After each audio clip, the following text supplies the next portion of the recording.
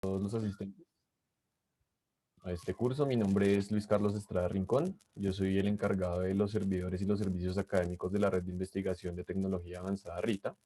Soy ingeniero electrónico de la Universidad Distrital y el día de hoy los voy a estar acompañando en este curso introductorio a sistemas operativos Linux, utilizando Debian para este caso, ¿vale?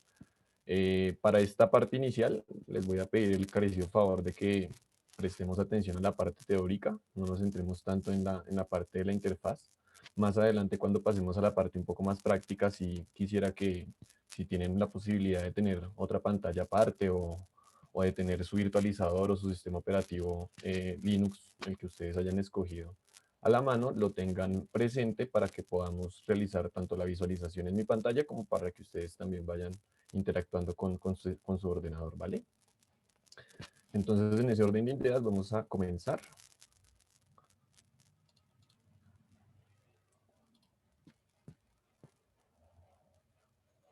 ¿Me confirmas, Angelita, si se ve, por favor? Sí, vemos tu presentación. Listo, vale. Entonces, este curso va a ser un curso introductorio, vamos a tocar algunos temas básicos.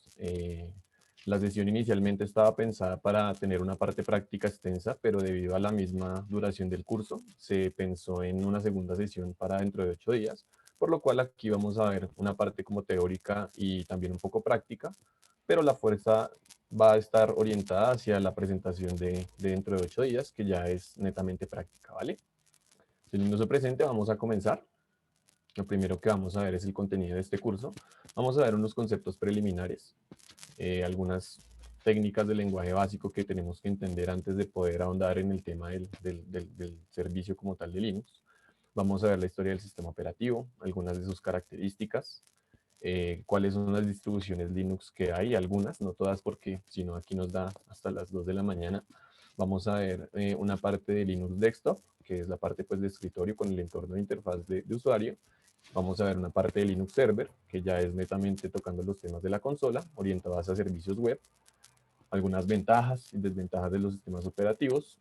Posteriormente veremos unos comandos básicos y miramos a ver si alcanzamos a hacer una parte de la demostración práctica. Si no, pues se tomará hasta donde alcance el tiempo y se seguirá la siguiente parte dentro de 8 días. ¿Vale?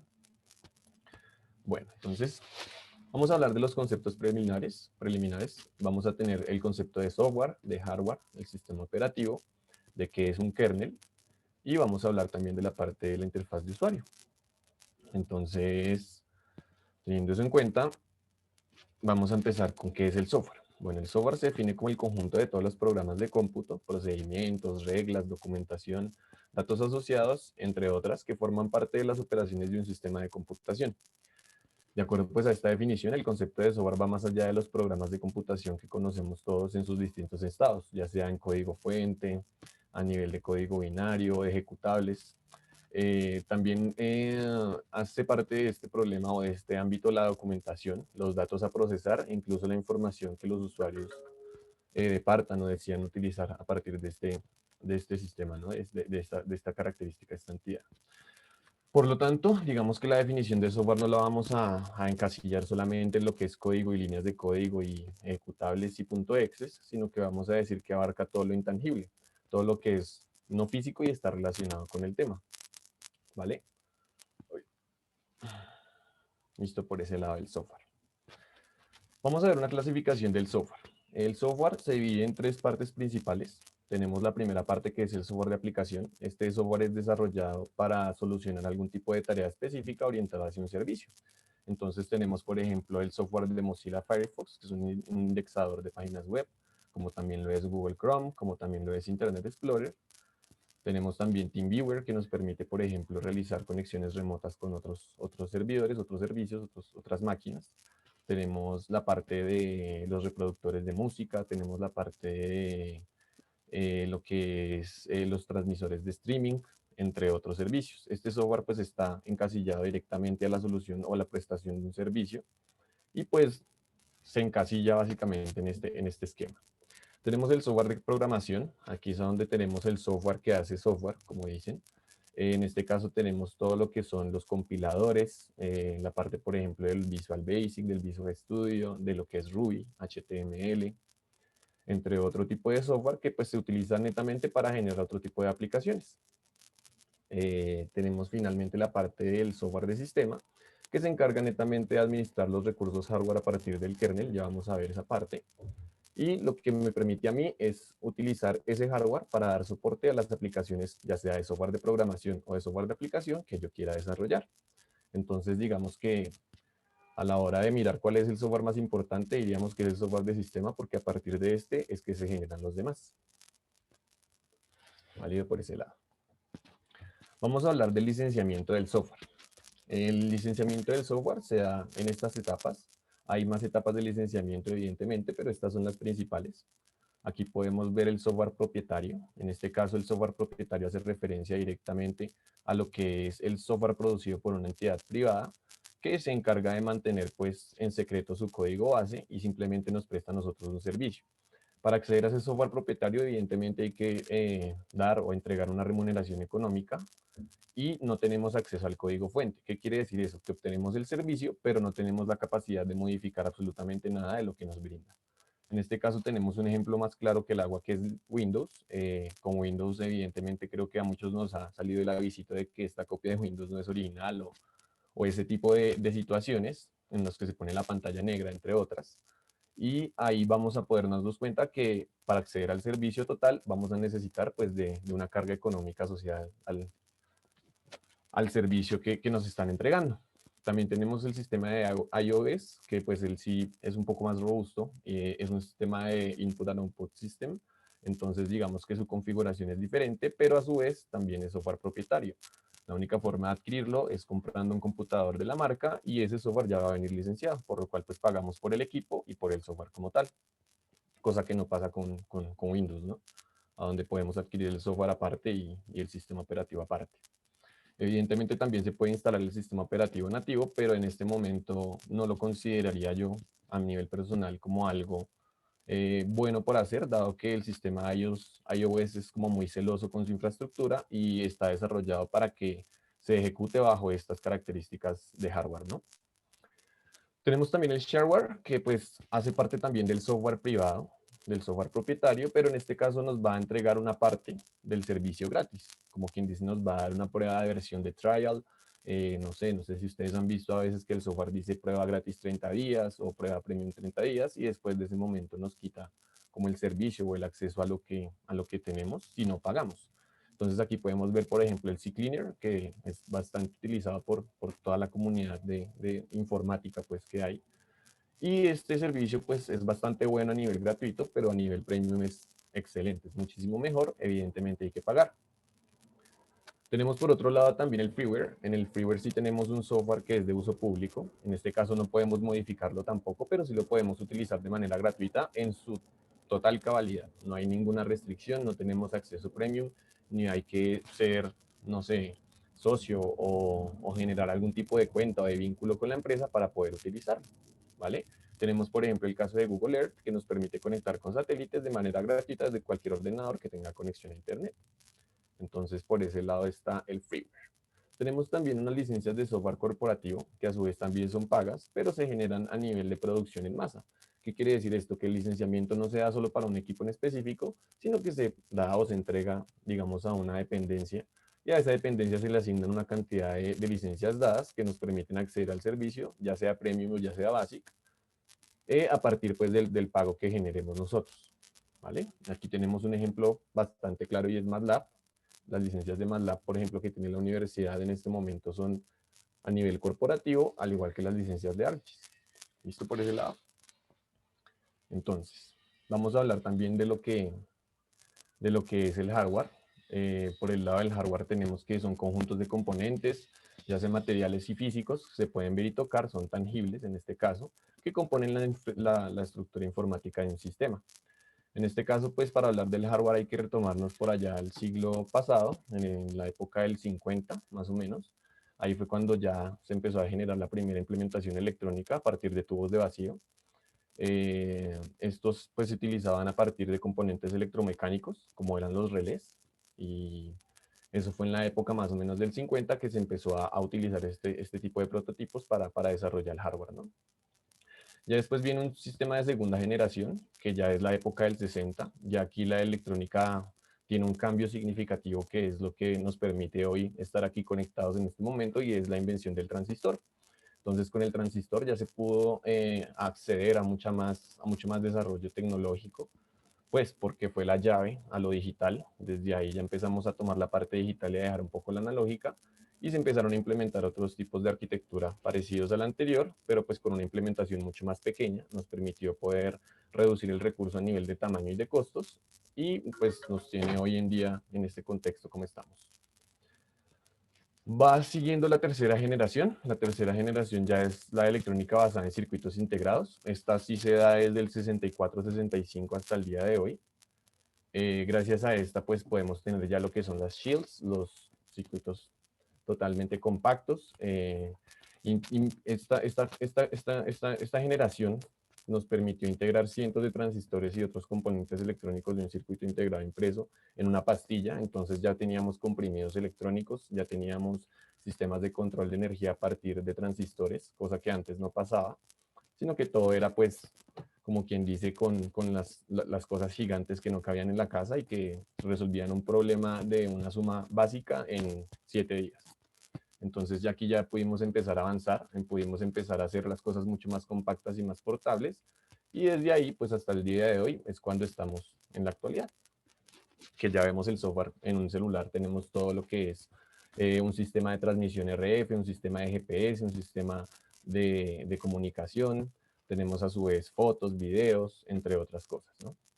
Va a haber otro tipo de software que pues se supone que es la generación del futuro. Ese software va a estar orientado cuando ya los circuitos de silicio, que son los que tenemos hoy en día, sean reemplazados por un nuevo material, no sé, quizás coltano o grafeno. Hay muchas posibilidades y pues lo más prometedor es que los procesadores pues sean cuánticos, ¿no? Esa es como la principal característica de lo que se espera que suceda. Ya con estos procesadores va a ser posible solucionar problemas que se tenían hace años y que toman, no sé, años en resolverse en cuestiones de poco tiempo a nivel de cálculo, ¿no? Que es como lo más importante. Entonces, para la clasificación del hardware tenemos, según la función, tenemos hardware interno, es todo lo que compone el sistema a nivel interno, lo que nosotros no vemos, como quien dice lo que está dentro de la caja negra. Dentro de la caja negra, pues de un CPU, por ejemplo, de una torre, tenemos una board, que esa board está compuesta por un microprocesador, por una parte de disco duro de almacenamiento, entre otro tipo de componentes que interactúan entre sí para desarrollar o llevar a cabo una actividad específica, ¿no? Tenemos a su vez también el hardware externo. Esto es lo que conocemos en la electrónica como los periféricos. En el hardware externo tenemos lo que es el teclado, el ratón, los escáneres, los micrófonos, lo que son las cámaras, las impresoras, todo aquello que hace parte exterior del sistema y sin lo que el sistema funciona, pero no totalmente bien. Efectivamente, digamos, si tenemos un teclado, por ejemplo, o un computador sin teclado, va a ser bastante complicado llevar a cabo algún tipo de tarea, porque pues se compone también de este tipo de hardware, ¿no? Tenemos también el hardware híbrido. En este caso, pues son dispositivos que por sí solos funcionan bien, pero se pueden anclar a otro tipo de dispositivos también que son compatibles.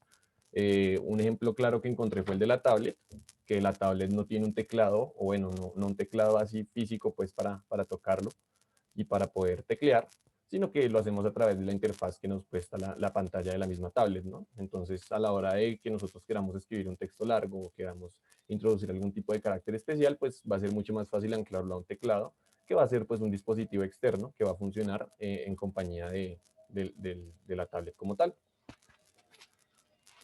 A su vez, también podemos clasificar el hardware según el objetivo. Tenemos hardware de procesamiento, que es todo aquello perteneciente a la RAM, a los núcleos. Tenemos el hardware de almacenamiento, que es todo lo referente a los discos duros, ya sea discos de cinta o sean discos SSD, que es la nueva generación. La idea principal es ir avanzando y que cada vez el recurso sea más mínimo y su provecho sea máximo. Y en cuestión económica, pues se vea reducido el costo. Tenemos también los hardwares de entrada o el periférico de entrada. Son todos aquellos dispositivos que me permiten a mí entrar en contacto con mi sistema operativo, con mi máquina. En este caso, estos dispositivos de entrada lo que me hacen es recibir una señal y enviarla al sistema. Aquí tenemos, por ejemplo, un ratón, tenemos un teclado. tenemos una pistolita de estas que nos permite a nosotros leer un código de barras y efectuar algún tipo de proceso dentro del sistema, una cámara, entre otras. Son de tipo input. Y tenemos también un hardware de salida. En este caso tenemos dispositivos como las pantallas, lo que son los audífonos, los baffles, que nos entregan a nosotros señales, más no reciben ningún tipo de otra señal. Por ejemplo, los audífonos simplemente entregan una señal analógica de voltaje, traducida pues en audio, y ya, no reciben ningún otro tipo de patrón, ni tenemos otro tipo de interacción con ellos, ¿vale? Existe otro tipo de hardware también, que es la combinación entre los dos, que es de entrada y de salida, que en este caso lo podríamos resumir, por ejemplo, en los manos libres. Los manos libres nos permiten a nosotros interactuar tanto con el dispositivo recibiendo señales como enviándonos señales. Podemos enviar señales de voz que van a ser recibidas por el dispositivo y van a ser enviadas al sistema o a algún servidor. Y también vamos a recibir audio de ese sistema en respuesta a lo que nosotros hacemos. ¿Listo? Por ese lado. Continuamos. Vamos a definir aquí lo que es el sistema operativo. Por la parte del sistema operativo se define como un conjunto de programas que nos permite manejar la memoria del disco, de los medios de almacenamiento, de la información, los diferentes periféricos, entre otros, ¿no? Dentro de las tareas que realiza el sistema operativo en particular, se ocupa principalmente de gestionar la memoria de nuestro sistema, la carga de los diferentes programas, se encarga de gestionar la memoria, cada programa tiene una prioridad o jerarquía dentro del sistema operativo, entonces él va a empezar a decidir cuál es el que nosotros debemos ejecutar primero y cuál no. ¿A nivel de qué? De la programación que nosotros leemos. Entonces, el sistema operativo también se ocupa de realizar lo que nosotros denominamos un proceso. Entonces, lo que nosotros llamamos un proceso no es más sino la carga de memoria de nuestro programa. Si el programa no está cargado en la memoria de nuestro dispositivo, evidentemente pues no va a correr, como le decimos nosotros textualmente, ¿vale? Entonces aquí tenemos dos tipos de procesos principales que los hemos evidenciado, creo que todos. Están los procesos de primer plano, que son los procesos que generan un tipo de interacción con el cliente. Por ejemplo, un navegador web, un editor de texto. Este tipo de procesos van directamente ligados con la interacción que uno tiene como cliente a la hora de utilizarlos y pues necesitan o usan la infraestructura del sistema para poder desarrollarse. También tenemos los procesos de segundo plano, que son aquellos programas que no requieren del usuario. Habitualmente no poseen una interfaz gráfica, sino que simplemente se ejecutan en segundo plano. Nosotros no somos conscientes de que se están ejecutando, pero aún así están llevándose a cabo. Un ejemplo claro de esto es cuando, por ejemplo, el antivirus realiza la tarea de análisis e inspección de virus en nuestro computador. Nosotros no nos damos cuenta que él está haciéndolo, pero él lo está haciendo, lo está llevando a cabo. A su vez, también podemos ver que hay un proceso detrás a la hora de configurar la hora del sistema. Nosotros vemos que el reloj de nuestro computador avanza siempre, la fecha siempre se actualiza, a pesar de que esté apagado, de que no esté apagado, de que sufra cualquier tipo de problema, que pues no le impida llevar a cabo su proceso de voltaje interno, él va a seguir corriendo sin que nosotros estemos pendientes de cómo funciona o de que si está configurado bien o no. Él va a estar en segundo plano, ¿vale? Entonces, en ese orden de ideas, también vamos a proseguir con lo que es el kernel. El kernel o el núcleo de un sistema operativo nos permite a nosotros administrar los recursos hardware solicitados por los diferentes elementos del software y hace de intermediario decidiendo qué y cuándo se debe ejecutar. De esta manera, pues evitamos las sobrecargas del sistema, los recursos innecesarios, la utilización de recursos innecesarios, evidentemente mayor consumo de energía y mayor costo. Así a su vez también se encarga de realizar o hacer veeduría del software malicioso que ingrese al propio kernel y que pueda llegar a controlar así todo el sistema sin que nosotros tengamos algún tipo de control. Entonces, aquí podemos ver cómo el kernel funciona. Tenemos la aplicación, nuestra aplicación ya sea una aplicación web o lo que estemos desarrollando, o sea simplemente un programa. Ese programa o ese software va a correr y se va a comunicar con mi kernel, y el kernel lo que va a hacer es utilizar mi recurso tanto de procesamiento como de memoria y como de más dispositivos asociados para llevar a cabo con éxito la solución que me está ofreciendo este servicio. Entonces, como podemos ver acá, el kernel tiene que ser capaz de arrancar una máquina desde el encendido hasta la visualización del escritorio. Todo esto comunicándose con los elementos de hardware con los que dispone la máquina. Tenemos varios tipos de kernel, en este caso vamos a tocar tres. No vamos a ahondar mucho en el tema porque el tiempo apremia y digamos que no es como el pilar del curso. pero sí es muy importante que tengamos en cuenta el kernel porque el kernel de Linux es lo que lo diferencia de los demás sistemas operativos que hay. Entonces podemos ver que hay microkernel, que es un kernel encargado de unos recursos a nivel más básico. Tenemos un kernel monolítico, que es el kernel de Linux, que se encarga de todo a nivel de usuario. ¿Qué quiere decir eso? Que el usuario es el que va a ser el capaz de modificar o de autorizar al kernel para realizar los procesos. Y tenemos un sistema híbrido de kernel en el cual vamos a ver pues una combinación de los dos primeros y casi no se usa, no es muy común, pero existe y pues es necesario traerlo a colación, ¿no? El kernel también tiene un trabajo bastante importante y es que también debe conceder acceso a todos los periféricos que tengamos nosotros conectados e interactuar pues con el software que lo solicite. Evidentemente, aunque no sean usuales con los que trabajamos, no sean, no sé, un teclado, no sea algo así que podamos conectar, el kernel se tiene que encargar de hacer la comunicación efectiva. Un ejemplo de esto es cuando conectamos un celular nuevo, un celular cualquiera de cualquier referencia a nuestro computador. Es el kernel el que se encarga de hacer la lectura del dispositivo, de hacer el acople entre el hardware de nuestro computador con el hardware del dispositivo que estamos conectando y así efectivamente realizar pues una interconexión entre ambos de manera exitosa, ¿no? Que es como lo más importante, de ahí viene la importancia del kernel. Entonces el kernel nos sirve a nosotros para ver las aplicaciones y ver lo que enfoca el software y el hardware para la resolución de una tarea específica. Bueno, aquí es algo muy importante. Vamos ya a empezar con la parte honda del tema. Vamos a empezar con el kernel de Linux. Linux es un sistema operativo basado en Unix. Unix fue como el sistema base, fue creado en el 60. Es un sistema operativo también. Este fue creado por Linus Torvalds en el año 1991 y tiene una característica muy especial y es que el kernel es de uso público. Entonces, cuando nosotros tenemos un kernel de uso público, por ejemplo, Windows o iOS, ellos no tienen el kernel de uso público porque solo ellos tienen el acceso a su código base. Nosotros no tenemos la capacidad de modificarlo, ni de tocarlo, ni absolutamente nada. Solamente podemos utilizar el servicio. En el caso de Linux, sí tenemos la capacidad de modificarlo, de ver qué es lo que tiene, de ver cómo se ejecuta dentro de nuestro sistema y de realizar modificaciones que nos permitan a nosotros resolver las tareas que queramos a nuestra conveniencia, ¿no? Que es como lo más importante. Entonces, una de las características que tienen los sistemas operativos Linux es que son creados pues por toda la comunidad. Hay una comunidad general de GNU Linux a nivel mundial. No sé si ustedes habrán escuchado alguna vez de que Linux no tiene virus, como dicen por ahí. Y esto se da gracias a esa característica. Como nosotros somos los que hacemos el mantenimiento, la comunidad de desarrolladores, es bastante difícil que una persona implemente o desarrolle algún tipo de virus que interceda dentro de las máquinas, puesto que la comunidad es muy grande y alguna de las personas que está asociada a ella va a poder darse cuenta del asunto y lo va a corregir, cosa que no pasa con los sistemas operativos de software propietario, como lo son Microsoft o iOS, que ellos sí tienen un equipo de trabajo y como no comparten el núcleo, el equipo de trabajo es el que se tiene que encargar de dar la solución al problema. Otra de las características que tiene Linux es que su sistema es enfocado a prestar servicios. Digamos que no está orientado tampoco a que las personas interactúen con él, así como lo está Windows, que es un entorno mucho más familiar, sino que su enfoque principal es en el prestar servicios a nivel de aplicación y desde ahí es que vamos a partir nosotros para empezar a tocar el tema de lo que podemos hacer y no con él. Evidentemente también Linux tiene su parte de escritorio, su interfaz familiar, pero pues dista mucho de lo que nosotros hemos concebido como en Windows o como en iOS, que ya es un entorno que es mucho más interactivo con el cliente, ¿no?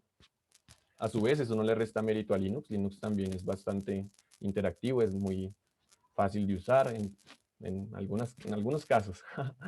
Pero es bastante bueno, es bastante útil y tiene un soporte pues bastante grande, que es el que nos permite a nosotros desarrollar todos los días nuevas cosas a partir de este sistema operativo, sin necesidad de tener algún tipo de licenciamiento, o de pagar alguna remuneración económica o de tener algún acceso premium, entre otras características que sí tienen los demás sistemas operativos, ¿no? Entonces, ya con esto claro, vamos a ver algunas de las características.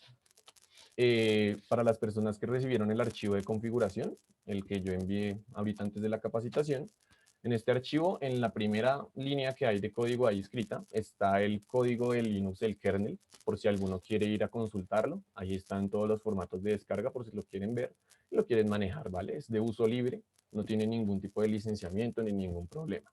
En este momento, pues no lo voy a abrir porque me encuentro haciendo la presentación, pero ahí está para que pues lo consulten si lo quieren ver.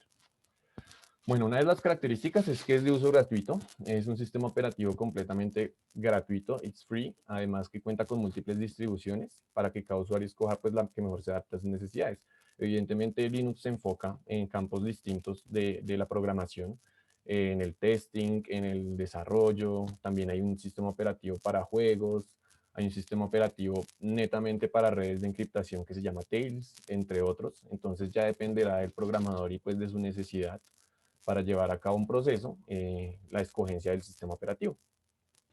Tiene un código abierto e independiente. Cualquier profesional puede desarrollar y distribuir nuevas funciones sin necesidad de permisos, ni protocolos previos, ni ningún tipo de remuneración económica, ni absolutamente nada.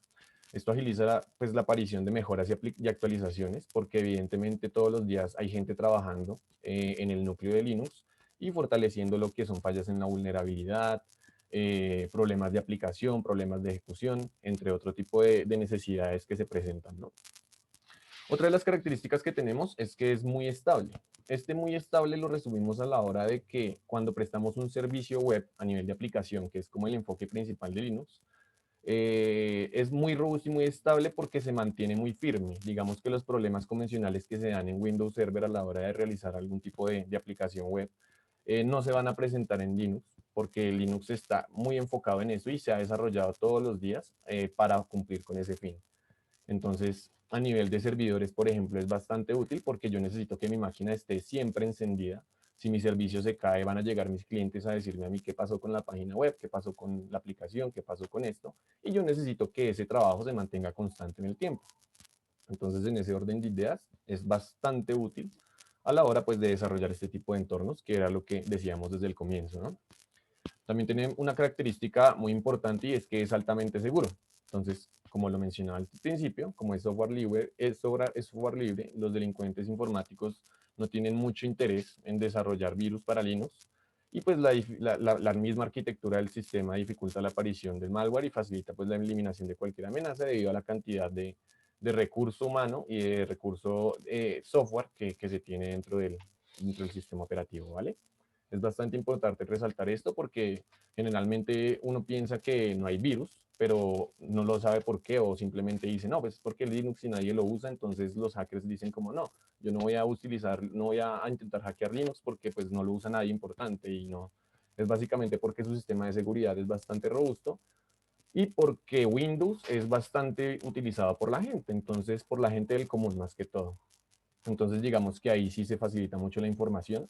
Además que la gente, digamos, del común no tiende a conocer los protocolos de seguridad que se conocen a nivel de desarrollo. Entonces tiene contraseñas fáciles, tiene otro tipo de características a nivel de acceso que no deberían ser, pero pues que se dan, ¿no? Cosa que no tiene este sistema operativo, que es una gran ventaja. Bueno, aquí vamos a ver una parte bastante interesante, que es la parte de los principales sistemas operativos.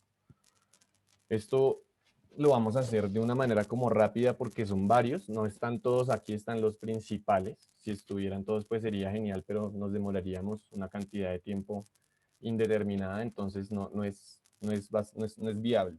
Vamos a comenzar por el primero que es Ubuntu.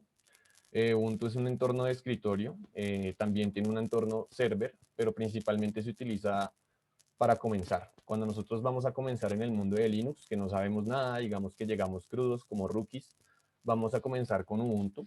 Ubuntu es la base, es el sistema operativo que a nivel de sintaxis para mí, a mi parecer, es el más sencillo de todos. Es bastante confiable, es bastante fácil de utilizar. Su interfaz de usuario también se puede instalar directamente, no hay necesidad de instalar primero el server y después la interfaz, sino que viene ya en un solo compilado para todos, ¿no? Entonces, tiene una ventaja bastante importante y es que cada 6 meses se sale al mercado una nueva versión de Ubuntu.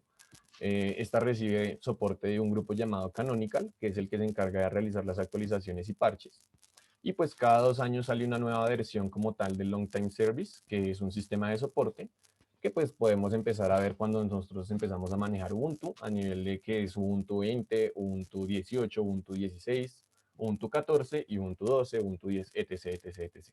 Es cada 2 años que se da pues su actualización a nivel de sistema operativo como tal, total, ¿no? Tenemos también Debian. Debian es un sistema madre, podríamos considerarlo así, porque de Debian se desprenden una gran cantidad de sistemas operativos hijos, por decirlo de alguna manera, como es Ubuntu, como es Linux Mint. Uf, no, son demasiados, pero digamos que los principales son esos. Debian se encarga como de prestar su núcleo básico y a partir de ese núcleo básico es que se desprenden los demás sistemas operativos.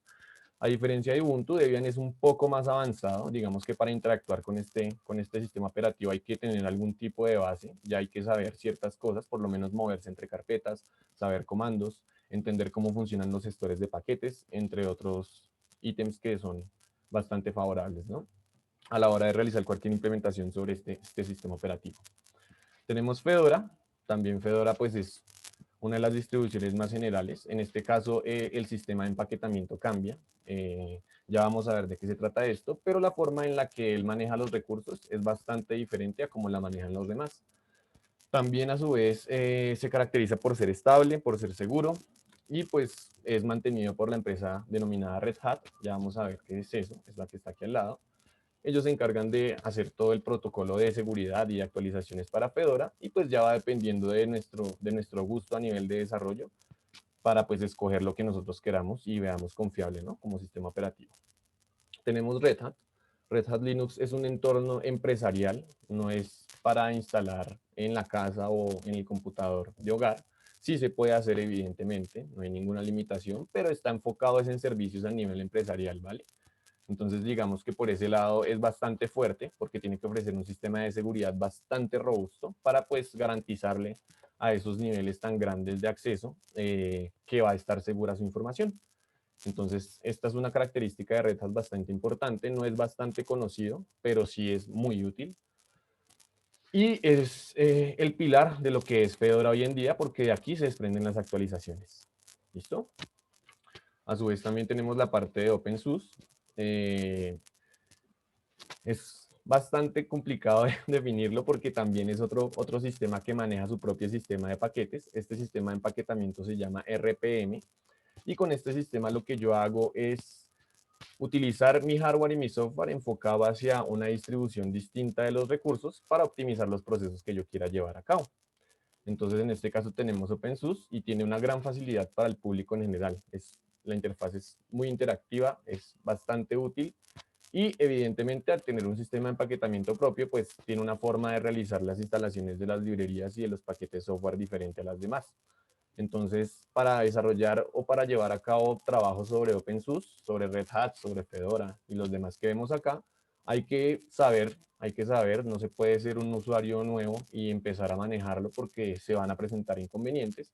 Hay que primero estrellarse con Ubuntu un rato, para mi parecer. Quizá haya genios de pronto o gente muy dada al talento que sí pueda ya interactuar de primera con estos sistemas operativos más avanzados.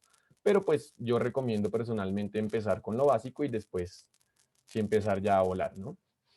Tenemos Arch Linux. Arch Linux es ya un entorno desarrollado para usuarios de Linux avanzados. Su sintaxis es bastante distinta a lo que nosotros conocemos en Debian. La forma en la que realiza sus procesos internos, por ejemplo, de configuración de red, de distribución de paquetes, de manejo de aplicaciones, es totalmente distinta a lo que conocemos, por ejemplo, en Ubuntu, en Debian, que es mucho más intuitivo, ¿no? Aquí la situación ya cambia. Entonces ya es para usuarios bastante avanzados que tengan un conocimiento amplio en el tema y que ya entiendan por lo menos cómo funciona a nivel de sintaxis todo lo que hay detrás de la máquina. Tenemos el sistema operativo CentOS, es bastante famoso porque es el mejor servicio para hacer hosting en los servidores. La mayoría de los servidores que vemos actualmente a nivel de server web están orientados en CentOS, a nivel de server web, ¿no? No es server DNS, ni server proxy, ni nada, es server web. Es bastante utilizado en la comunidad de desarrolladores para orquestar servicios a nivel de lo que les comento del server. Y pues es bastante robusto, es avanzado, digamos que su empaquetamiento es diferente también, pero no es tan complicado como lo es Arch Linux, por ejemplo, ¿vale? Entonces, para tenerlo en cuenta. Tenemos también lo que es Manjaro. El Manjaro sí tiene su propio paquete de repositorios. Cuando nosotros realizamos algún tipo de aplicación de actualización en nuestro sistema operativo, lo hacemos a partir del núcleo general de GNU. Ya ahorita más adelante vamos a ver esa parte. Pero Manjaro sí tiene su propio paquete. Entonces, uy, por ahí hay el micrófono. No sé si lo puedo apagar. Eso. Entonces aquí ya vamos a tener un sistema de compatibilidad distinto. Ya el gestor de paquetes es otro. Vamos a ver ahorita qué es ese gestor de paquetes. Y va a tener sus características propias. Manjaro es bastante útil. Hay mucha gente a nivel personal, lo he visto en mi universidad, que lo utiliza. Y es bastante bueno. Yo la verdad nunca he interactuado mucho con él, pero sí he visto que mucha gente lo utiliza. Y pues mucha gente que utiliza Manjaro también utiliza Arch Linux porque el gestor de paquetes es el mismo, ¿vale? Tenemos Kali Linux por último, que es como la parte de seguridad más fuerte que tiene la distribución de Linux. En este caso tenemos este sistema operativo específico para hacer pen testing, para hacer pruebas de penetración, como lo es un phishing, como lo es otro tipo de ataques, entre otros, que es para probar hardware, digo software. Entonces con Kali Linux lo que yo hago es acceder a niveles de seguridad bastante fuertes que no me permiten o que no me prestan los demás sistemas operativos. Entonces de aquí ya es a donde empezamos a partir de lo que yo necesito como usuario y pues del sistema de operativo que voy a escoger para solucionar mi tarea, que es como lo más importante, ¿no? Bueno, entonces aquí vamos a hablar de lo que son los entornos de escritorio. Las distribuciones de Linux generalmente uno las conoce por la consola. Uno nunca se imagina pues que la interfaz venga de algún lado, que se puedan seleccionar interfaces.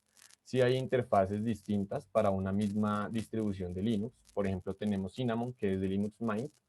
Como ustedes pueden ver acá, pues es un entorno totalmente amigable, es muy bonito, es muy, no sé, intuitivo para la persona, para el cliente.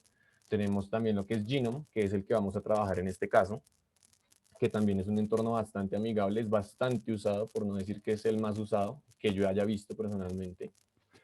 Y también lo utilizan muchas personas que no necesariamente necesitan hacer algún tipo de aplicación web, sino que simplemente disfrutan más el entorno de aplicación de Linux que de Windows o de otro sistema operativo.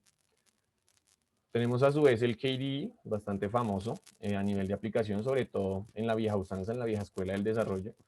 Es bastante fuerte, es muy interactivo, es bastante fácil de usar, tiene las cosas a la mano y nos permite a nosotros también llevar a cabo todo tipo de tareas de administración del sistema operativo, ¿vale?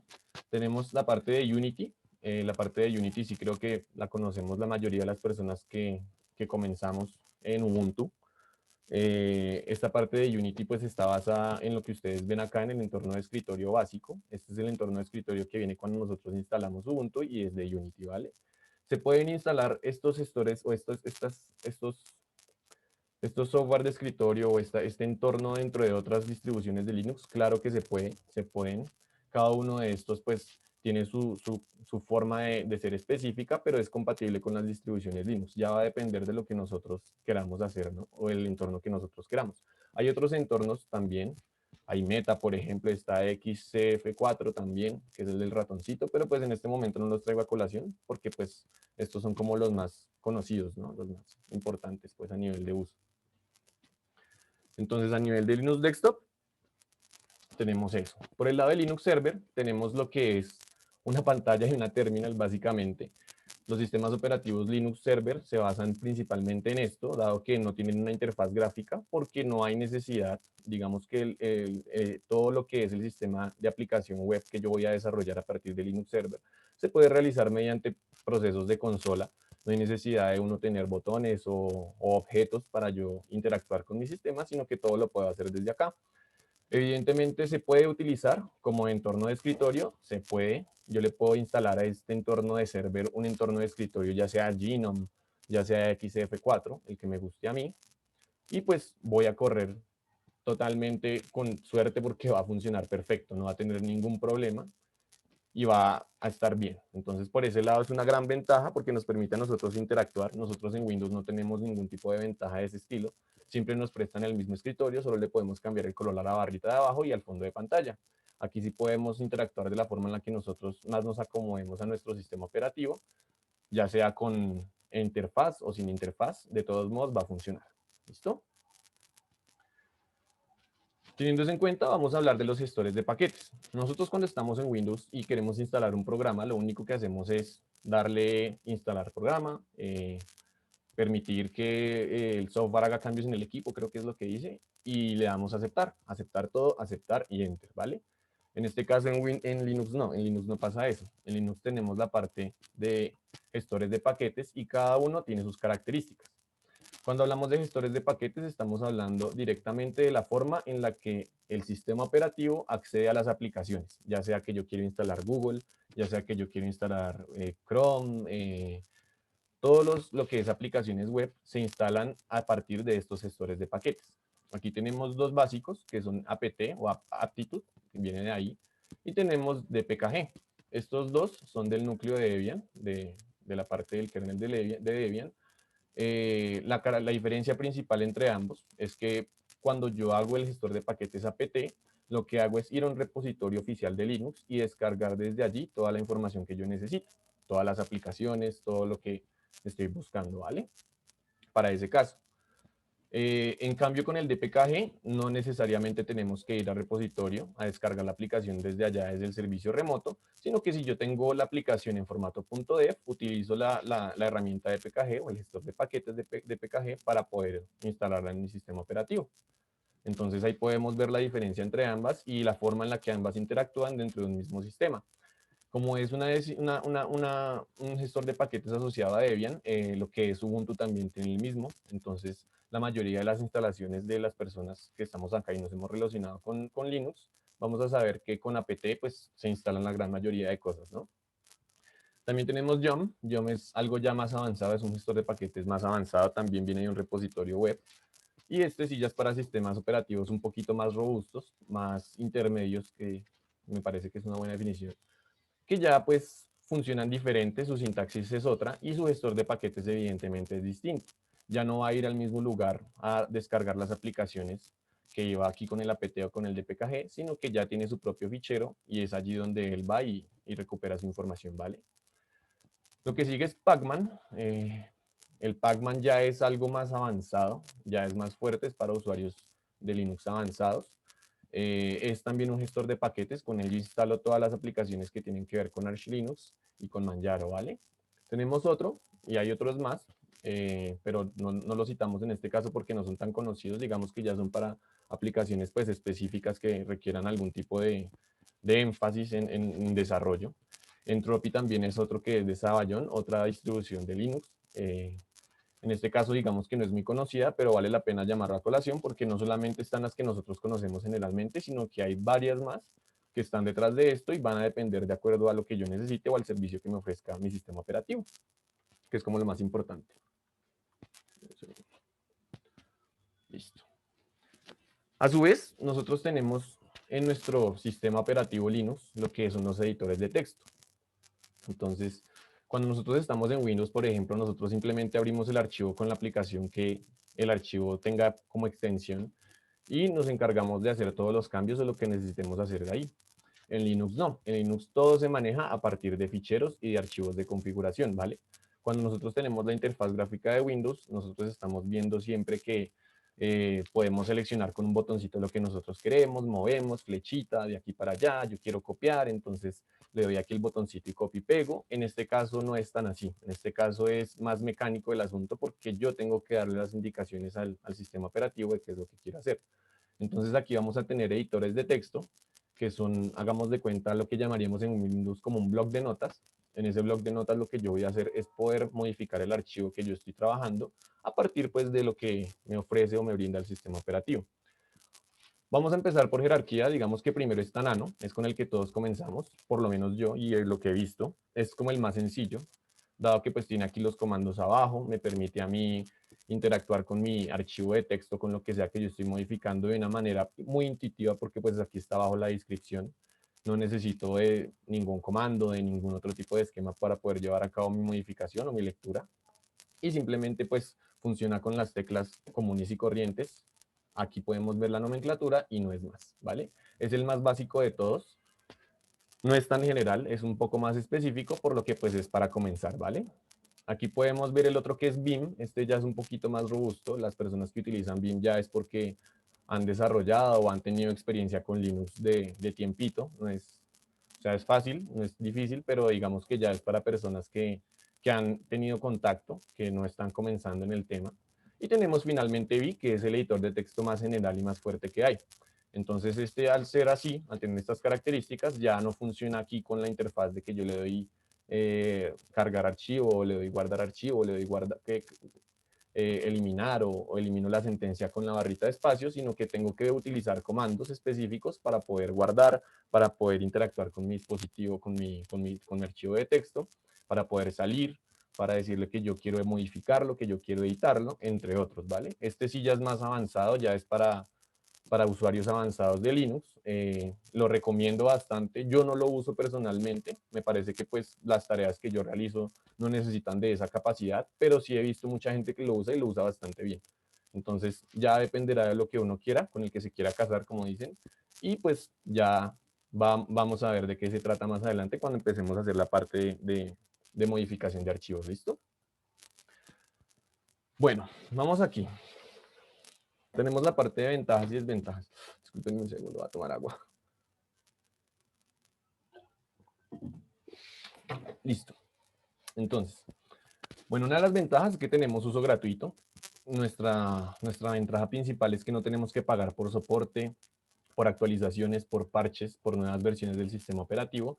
Siempre vamos a tener, como quien dice, un soporte atrás de nosotros que nos va a brindar la comunidad GNU a nivel de seguridad, de aplicaciones, de desarrollo, entre otras características. El inconveniente principal es que es difícil de usar. Digamos que al comienzo como que la gente le tiene un poquito de recelo al sistema operativo porque piensa que pues lo común y lo que existe es Windows y iOS y pare de contar, ¿no? Entonces, cuando uno se estrella con que tiene que hacer comandos para desarrollar algún tipo de proceso en vez de hacerlos con la manita y con el teclado y con la flechita, entonces ya el asunto cambia. Pero pues es solo de empezar a interactuar y de perderle el miedo, no tiene ningún complique tampoco. Los administradores se benefician de las libertades de gestión del sistema. Evidentemente, si yo tengo mi sistema operativo y lo necesito modificar o hacerle una mejora que yo considere necesaria y tengo el conocimiento necesario para hacerlo, lo puedo modificar a conveniencia. Me gustaría hacerlo. Si uno se considera de verdad pro en el asunto, lo puede hacer sin ningún problema, porque no va a haber ningún tipo de conflicto a la hora de yo desarrollar mi aplicación y que pues esta se lleve a cabo de esta manera sin necesidad de yo tener contacto con la parte de GNU, ni pedirles permiso, ni solicitar licencias, ni pagar algún tipo de cuota por hacerlo, ¿vale? También vemos que soporta el trabajo corporativo sin que los usuarios habituales puedan dañar el núcleo del programa. Entonces aquí tenemos una característica bien especial y es que en Linux tenemos la capacidad de darle prioridad a los usuarios. Nosotros tenemos usuarios de administración, tenemos otro tipo de usuarios, tenemos usuarios de tipo de raíz y tenemos usuarios comunes y corrientes. Cada uno de ellos puede interactuar de igual manera dentro del sistema operativo. Eso sí, cada uno va a tener sus permisos y sus privilegios, pero pues se puede llevar a cabo este proceso. En Windows generalmente esto no pasa, generalmente en Windows la situación es otra, porque solo tenemos comúnmente un usuario y con ese usuario hacemos todo. ¿Podemos crear más usuarios? Claro que podemos, pero el recurso hardware que utiliza Linux a nivel de interfaz me consume bastante fuerza energéticamente del sistema operativo, por lo cual, pues digamos que tener varios usuarios dentro del mismo sistema se vuelve más complicado, ¿vale? Rara vez se ve amenazado por los cibercriminales, como lo comenté ahorita, a nivel de seguridad pues es bastante robusto, entonces es muy poco probable que uno sufra algún tipo de ataque o algún tipo de problema, porque él siempre va a estar pues bastante asegurado por parte de la comunidad GNU y cualquier problema o vulnerabilidad que se descubra pues va a ser compartida hacia la comunidad a nivel de foro y se va a hacer el parche efectivo de la actualización para pues corregirlo, ¿no? Que es como lo más importante. Esta corrección sea de manera gratuita, yo solamente tengo que actualizar mi sistema y él me va a tomar los cambios que sean necesarios para poder llevar a cabo el proceso. Tiene pocos requisitos de hardware. Yo puedo ejecutar mi sistema operativo con pocos recursos porque el sistema es bastante liviano. Bueno, no todos, ¿no? Algunos, la gran mayoría.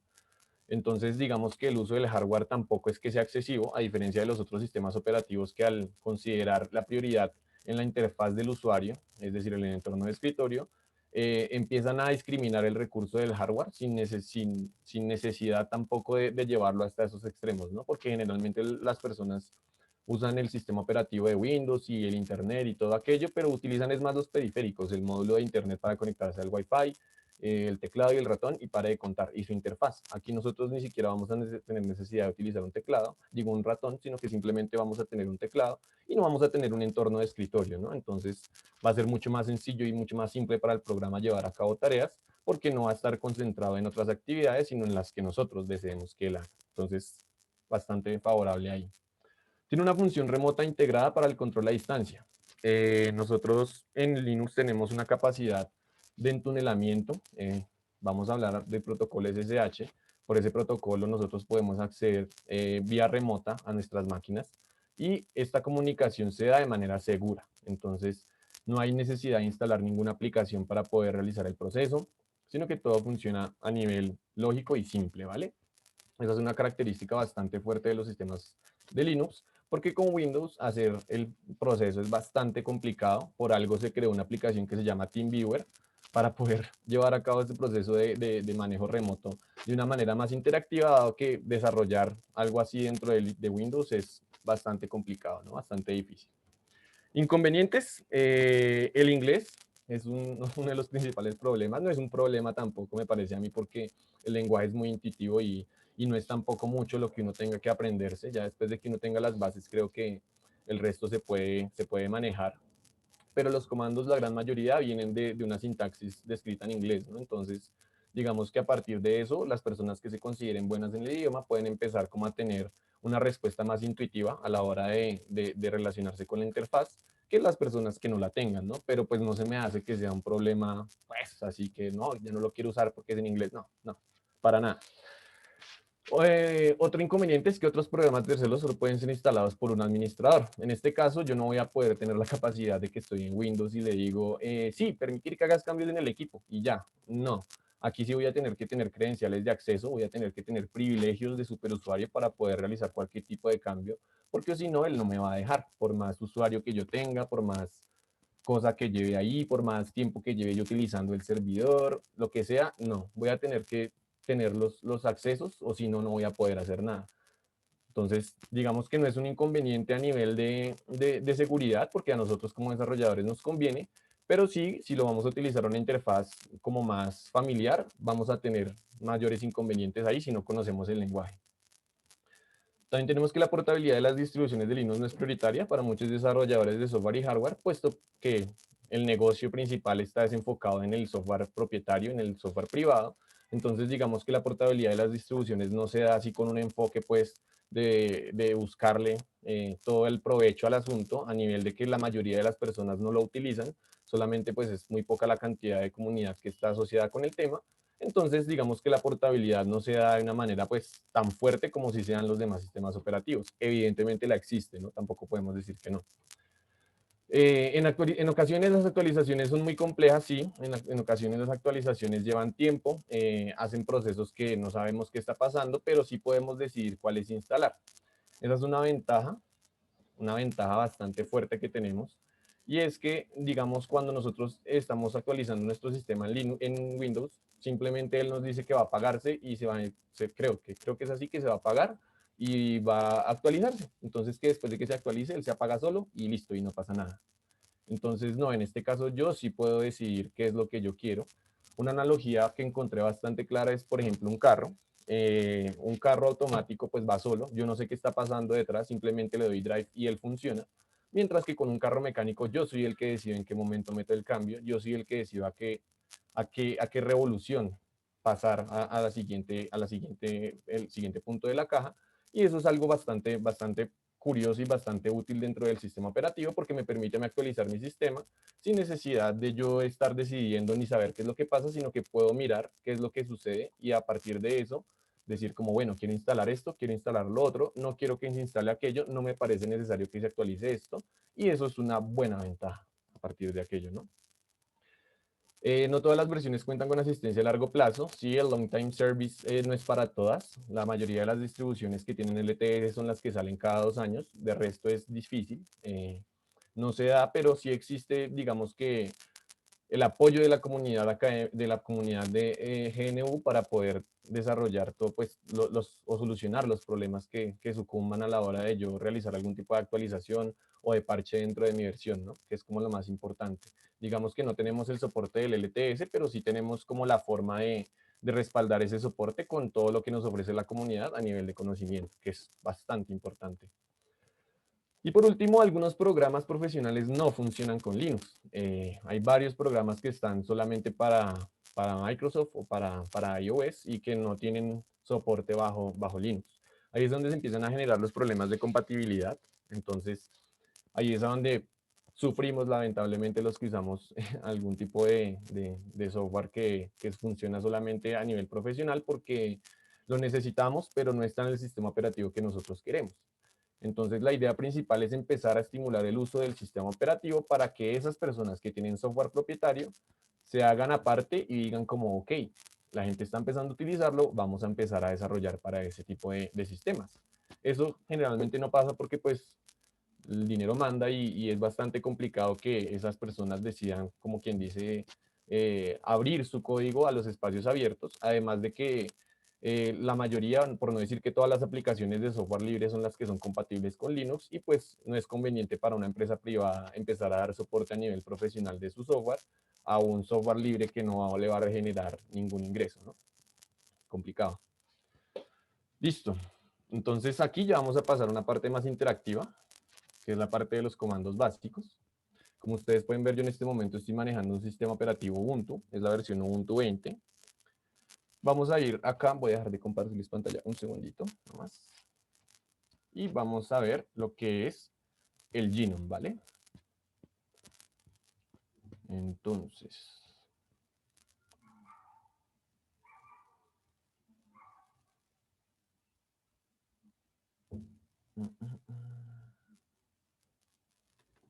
listo.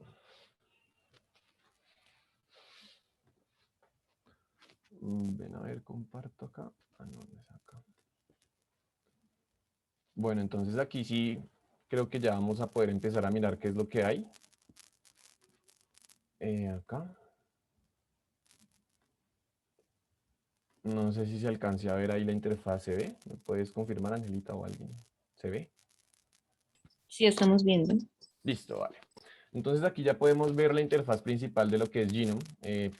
Yo tengo un usuario llamado servidores, ya está instalado. Digamos que no podemos ponernos a instalarlo desde el comienzo porque nos tomaría tiempo y la idea es avanzar lo que más se pueda. Entonces, simplemente pues escribo mi contraseña de acceso y voy a empezar a ver lo que es la interfaz de usuario.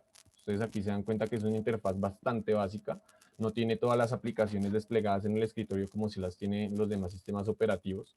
Entonces ahí es ya donde la gente empieza a decir, uy, pero es que yo eso no lo veo tan fácil, es que toca meterse por allá y por allí, y no, tampoco es así. A mí se me hace que Gnome para mí, hablo desde mi experiencia personal, cada uno tiene su entorno de escritorio favorito, totalmente respetable, pero para mí este es uno de los más fáciles de utilizar. Me parece que incluso tiene mejores propiedades que Ubuntu, que es el que yo tengo en este momento instalado. ¿Y en virtud de qué digo eso? En virtud de todas las aplicaciones que se instalan simplemente con el entorno de escritorio. Entonces, cuando nosotros queremos empezar en Linux y no tenemos, digamos, la forma de empezar así de una vez con la terminal y a revolcarnos allá, pues podemos empezar por acá. ¿Vale? Entonces aquí vamos a tener un entorno bastante amigable, vamos a tener aplicaciones que tenemos a nivel familiar, como lo es una calculadora, la captura de pantalla, tenemos este Shiz que es para tomarse selfies con la cámara del dispositivo, tenemos configuración de impresoras, tenemos el analizador de espacio, los documentos, tenemos instalado por defecto el Firefox, que pues es bastante útil, un indexador, tenemos el visualizador de fotos, el gestor de archivos. Esta parte es la que utilizamos nosotros para descomprimir y comprimir archivos. Tenemos un gran soporte de aplicaciones, tenemos juegos, en fin, tenemos todo el soporte. A su vez también tenemos aquí algo bastante importante en el entorno de escritorio, que está por acá lo vi, ¿qué se hizo? Acá está. que es la parte de oficina de Linux, ¿no? Así como en Windows está Microsoft Office, aquí en Linux también tenemos una serie de software de oficina que nos permite a nosotros realizar las mismas tareas, además que es compatible con el entorno de LaTeX para la gente que le gusta editar sus documentos a partir de este software o de esta aplicación, y son compatibles con él. Entonces, todas las aplicaciones, todos los documentos o las ecuaciones que yo desarrolle ahí, las voy a poder abrir aquí sin ningún problema de sintaxis porque son compatibles los lenguajes. Bastante pro. A su vez tenemos el libre Office, que pues es como un Word, lo que denominamos un Word. Tenemos el libre PowerPoint, como quien dice. Y todos estos tienen soporte. ¿Cómo así soporte? Se actualizan de acuerdo a lo que yo actualice mis parches, o cuando yo pegue mis actualizaciones. Entonces, cada vez que yo hago un update dentro del sistema operativo, voy a empezar a ver este tipo de aplicaciones actualizadas de acuerdo a lo que yo quiera. ¿Puedo escoger qué actualizar? Claro que puedo escoger qué actualizar porque esto no es Windows. Aquí no se actualiza solo y uno no sabe qué es lo que se actualiza. Aquí uno siempre va a saber qué es lo que puede actualizar y lo que no. ¿Vale? Eso por ese lado. ¿Puedo realizar funciones de terminal acá? Claro que puedo. Nosotros podemos realizar cualquier servicio web desde nuestro entorno de escritorio. No hay ningún inconveniente. Problemas acá, no muchos. Problemas de compatibilidad sí existen. Las aplicaciones de Windows yo no las puedo correr acá porque no son compatibles con mi sistema operativo. ¿Por qué se da esto? Porque yo tengo en Windows las extensiones .exe y Windows trata los archivos de una manera diferente. Les pone extensiones de acuerdo a lo que él considere y así sean 1000 extensiones que le toque poner, él pone las 1000 para que funcione de acuerdo a lo que ellos necesitan, ¿no? Aquí no, nosotros no tenemos casi extensiones en Linux, tenemos archivos de texto que se encargan de configurar la mayoría de las cosas. Para realizar las instalaciones, digamos que los instaladores no vienen así en formatos desconocidos ni vienen así con el setup que uno ve en las aplicaciones de Windows, sino que simplemente vienen establecidas para funcionar con DPKG, con el gestor de paquetes, y se actualizan o se instalan, no es más. Problemas de compatibilidad sí existen también a la hora de yo instalar cualquier software en este proceso. Así yo tenga algún tipo de, ¿cómo decirlo?, de canalizador entre ambos o de conector. Hay un software que se llama WinCap, por ejemplo, que me permite a mí correr aplicaciones de Windows en Linux, pero también tiene sus fallas porque pues es bastante difícil relacionar los dos sistemas operativos y que el uno se entienda con el otro a nivel de kernel, ¿no? Es complicado.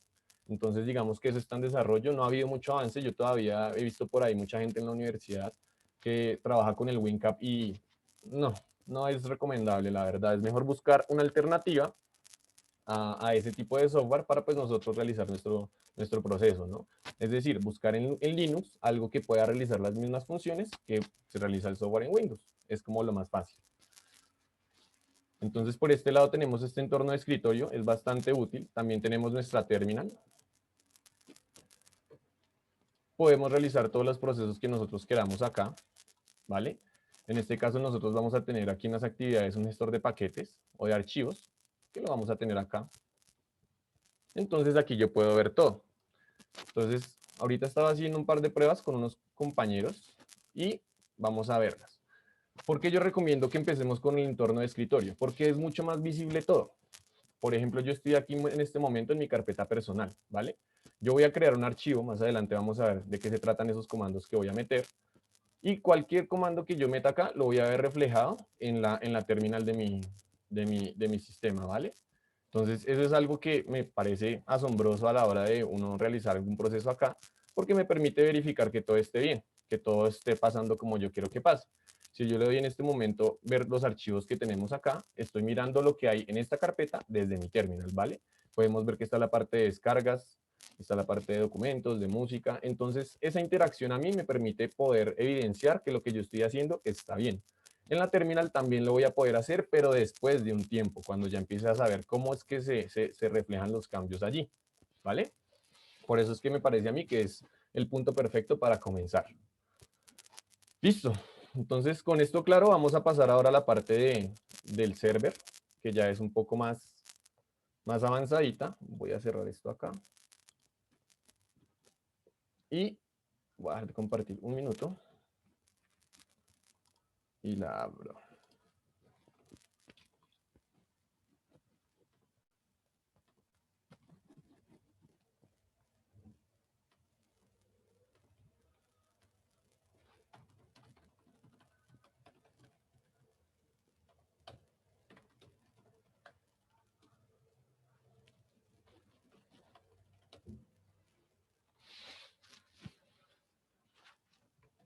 Listo.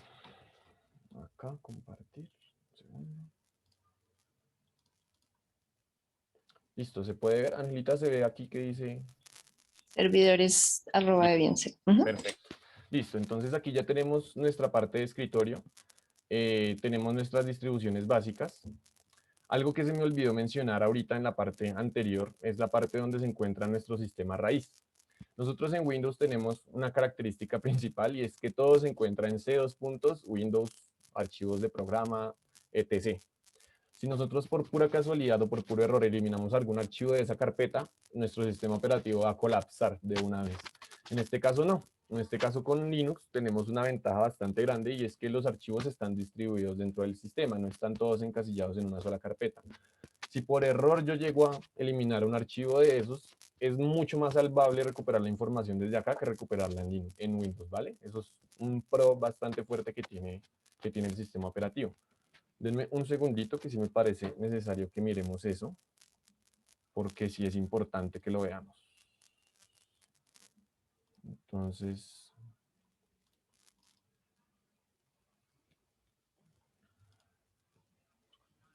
acá.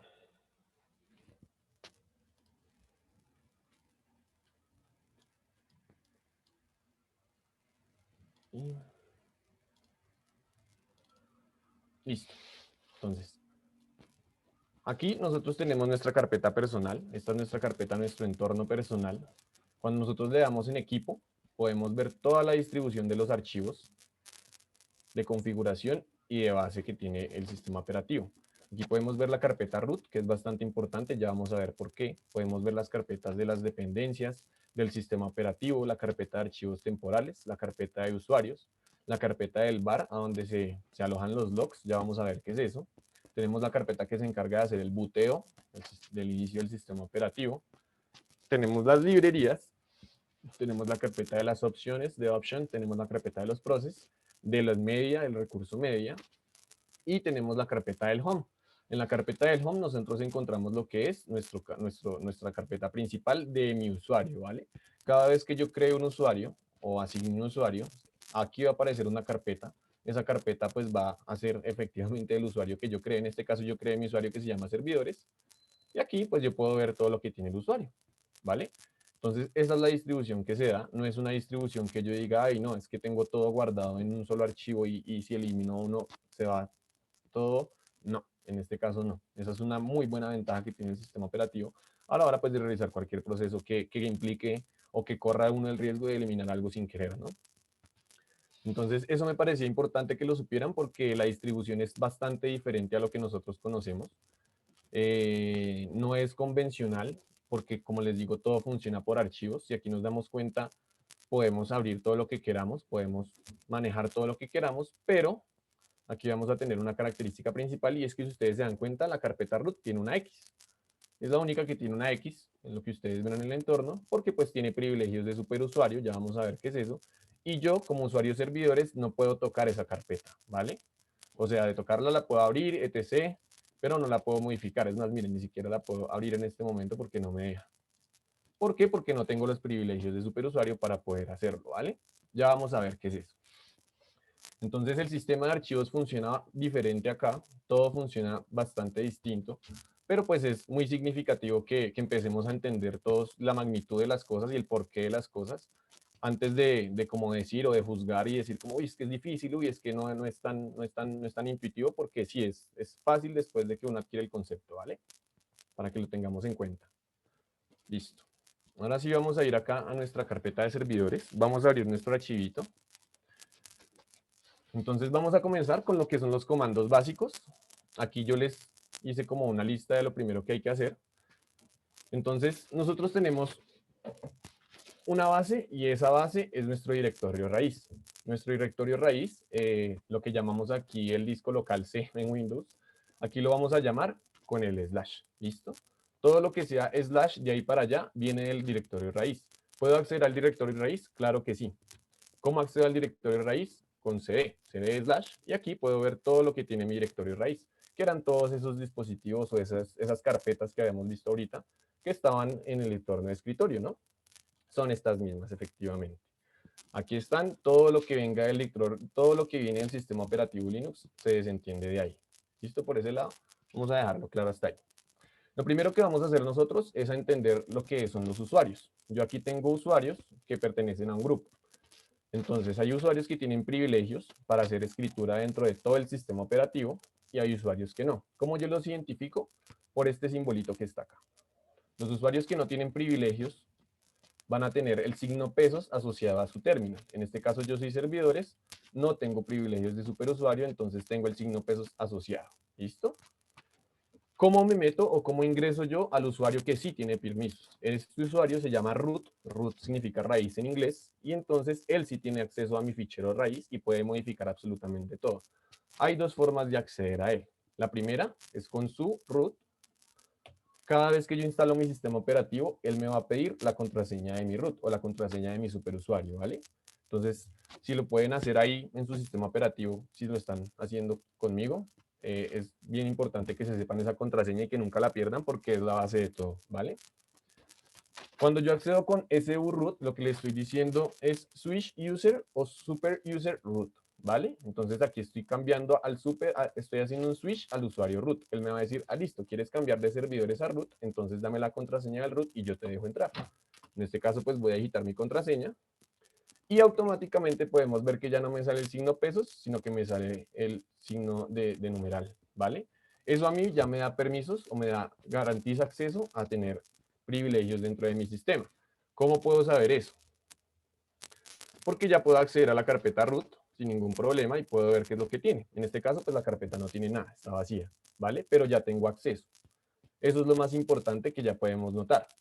Hay otra forma de acceder al sistema root, pero ese root es un poquito más peligroso, por decirlo de alguna manera, porque ya son privilegios mucho más fuertes que los del mismo root.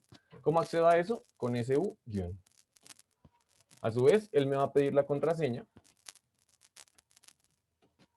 y voy a entrar al sistema operativo con la virgulilla y con el numeral. Este root es diferente al root de su root porque tiene muchos más privilegios a nivel de administración que el mismo root. Entonces hay que tener bastante cuidado también con eso porque con este root sí podemos eliminar cosas que pueden ser bastante importantes que no podríamos eliminar con nuestro usuario normal. ¿Listo? Entonces en ese orden de ideas lo primero que vamos a hacer es configurar nuestro sistema para que nuestro usuario tenga privilegios de root. Entonces yo en este momento no puedo hacer ningún cambio dentro de la carpeta root, ni puedo modificar o eliminar archivos que cree el root porque mi usuario no tiene ese poder. Para darle ese poder, lo que yo hago es primero verificar mi conexión a internet desde mi terminal. ¿Cómo hago eso? Hay un comando que puedo utilizar, simplemente apt update, y él me dice, no puedes actualizarlo. ¿Por qué no puedo? Porque no tengo permisos. Entonces voy a utilizar en mi usuario su root y voy a ingresar. Listo, apt update. Y él lo que va a hacer es ir a todos esos repositorios que son de la base de Debian y va a empezar a mirar qué hay de nuevo, ¿vale? A todos estos. Y va y mira qué hay de nuevo para Jessie, que es mi versión de Debian en este caso, y dice, ok, ¿hay alguna actualización? ¿Qué actualización hay? ¿Qué hay? Empieza a mirar todo y me dice, hombre, vea, se pueden actualizar 394 paquetes. Entonces, si usted los quiere actualizar, ejecute apt-list y los actualiza o los puede mirar. ¿Cuál es la diferencia entre apt update y apt upgrade? Son dos cosas que utilizamos aquí nosotros mucho en el sistema operativo para hacer la instalación de todas las cosas. Y es que apt update simplemente me actualiza los ficheros que están acá guardados en mi sistema operativo. Cuando yo aplico apt upgrade, hago instalación de todas las nuevas versiones que tengo listas para instalar. Entonces, por eso ustedes pueden ver acá que él me dice, se pueden actualizar, pero todavía no los he actualizado porque necesito que usted me haga un upgrade para yo actualizarlos, ¿vale? Bastante importante ese dato para que lo tengamos en cuenta a la hora de realizar cualquier tipo de tarea dentro de nuestro sistema. ¿Listo? Entonces, una vez que ya estoy adentro y que comprobé que mi conexión a internet es efectiva porque puedo acceder a este servidor, cuando yo no tengo conexión a internet, él no me va a dejar llegar porque pues evidentemente no va a poder ir a estos URLs a poder descargar la información. Bastante importante ahí. Teniendo esto claro, vamos a darle apt install sudo Generalmente las distribuciones que vienen con Ubuntu, por ejemplo, ya traen el sudo instalado. En este caso Debian no trae el sudo instalado. Aquí pues yo lo que hago es instalarlo y ya. Eso no toma nada de tiempo. El fichero pesa kilobytes, es demasiado pequeño. Entonces no va a haber ningún problema. Estamos quedando sin tiempo. No va a haber ningún problema. Y ya estando aquí adentro, lo que yo hago es ir a la carpeta de configuración. Por eso les dejé aquí los comandos para que pudiéramos hacer todo el proceso. Vamos a seguir con el siguiente comando, que es nano etc sudo rs, ¿vale? Entonces, este nano lo que va a hacer es permitirme a mí abrir mi editor de texto. Ya se van a dar cuenta qué va a pasar cuando yo le dé clic. Aquí automáticamente se me abre mi archivo de configuración de los usuarios que tienen accesos privilegiados. Entonces aquí podemos ver que están los usuarios con un privilegio. En este caso root tiene todos los privilegios. Cuando yo utilizo el sudo le doy todos los privilegios y ahí él me va a entender que cuando yo utilice sudo con el servicio que yo quiero, con el usuario que yo quiero, él va a decir, ah, ok, usted está tratando de garantizarle a ese usuario todos los permisos como si fuera el usuario root. Y si es así. Como yo les comenté, cuando nosotros tenemos el sistema operativo Linux, todos, por no decir que sí, todos se configuran a partir de archivos de texto o de archivos de este estilo, ¿vale? Para que lo tengamos en cuenta. Aquí no hay flechitas, no hay el botón de aceptar, de configurar, de cambiar, no, aquí toca hacerlo manual y eso es lo que me parece más interesante del caso, que uno tiende, o sea, es obligatorio entender lo que pasa dentro del sistema. No es como en Windows que uno simplemente mete el cambio y no sabe qué es lo que pasa porque el carro va en drive. No, aquí el carro hay que meterle los cambios y saber por qué pasan y en qué momentos se deben meter para poder hacer las actualizaciones. Entonces, chévere, chévere, chévere. Listo. Entonces aquí vamos a poner en la última parte include etc sudoers.d, que estoy llamando al archivo, y aquí vamos a poner el usuario. En este caso mi usuario se llama servidores. Yo me imagino que cada uno allá de ustedes tendrá su usuario personal. Por ejemplo, el de mi terminal acá personal se llama Lucho, se llama Luis. Entonces cada uno pondrá el suyo. Y vamos a copiar esta misma línea así tal cual está ahí. Entonces, yo la voy a coger, la voy a copiar, acá me paro acá y la pego. ¿Listo? Para guardarlo, ¿qué hago? Para guardarlo, simplemente le doy control O y él me dice nombre del fichero a escribir, etc. sudoers. Perfecto. Y para salir le doy control X. Entonces, cuando ya estoy acá, para cerrar esta sesión de root, simplemente le doy control D y él se me devuelve, ¿vale? Él automáticamente se devuelve a la sesión inicial con la que yo empecé en la sesión. ¿Listo? Que es servidores. En este caso, ya no me va a pedir permiso cuando yo ejecute la palabra sudo, sino que simplemente le voy a dar y ya él tiene que trabajar. ¿Vale? Ahorita me pedía hacerlo porque me decía, hey, tú no tienes permisos. En este momento, con ese comando ya le di permisos a mi usuario, entonces ya está configurado para trabajar como superusuario sin necesidad de yo andar metiéndome al usuario root.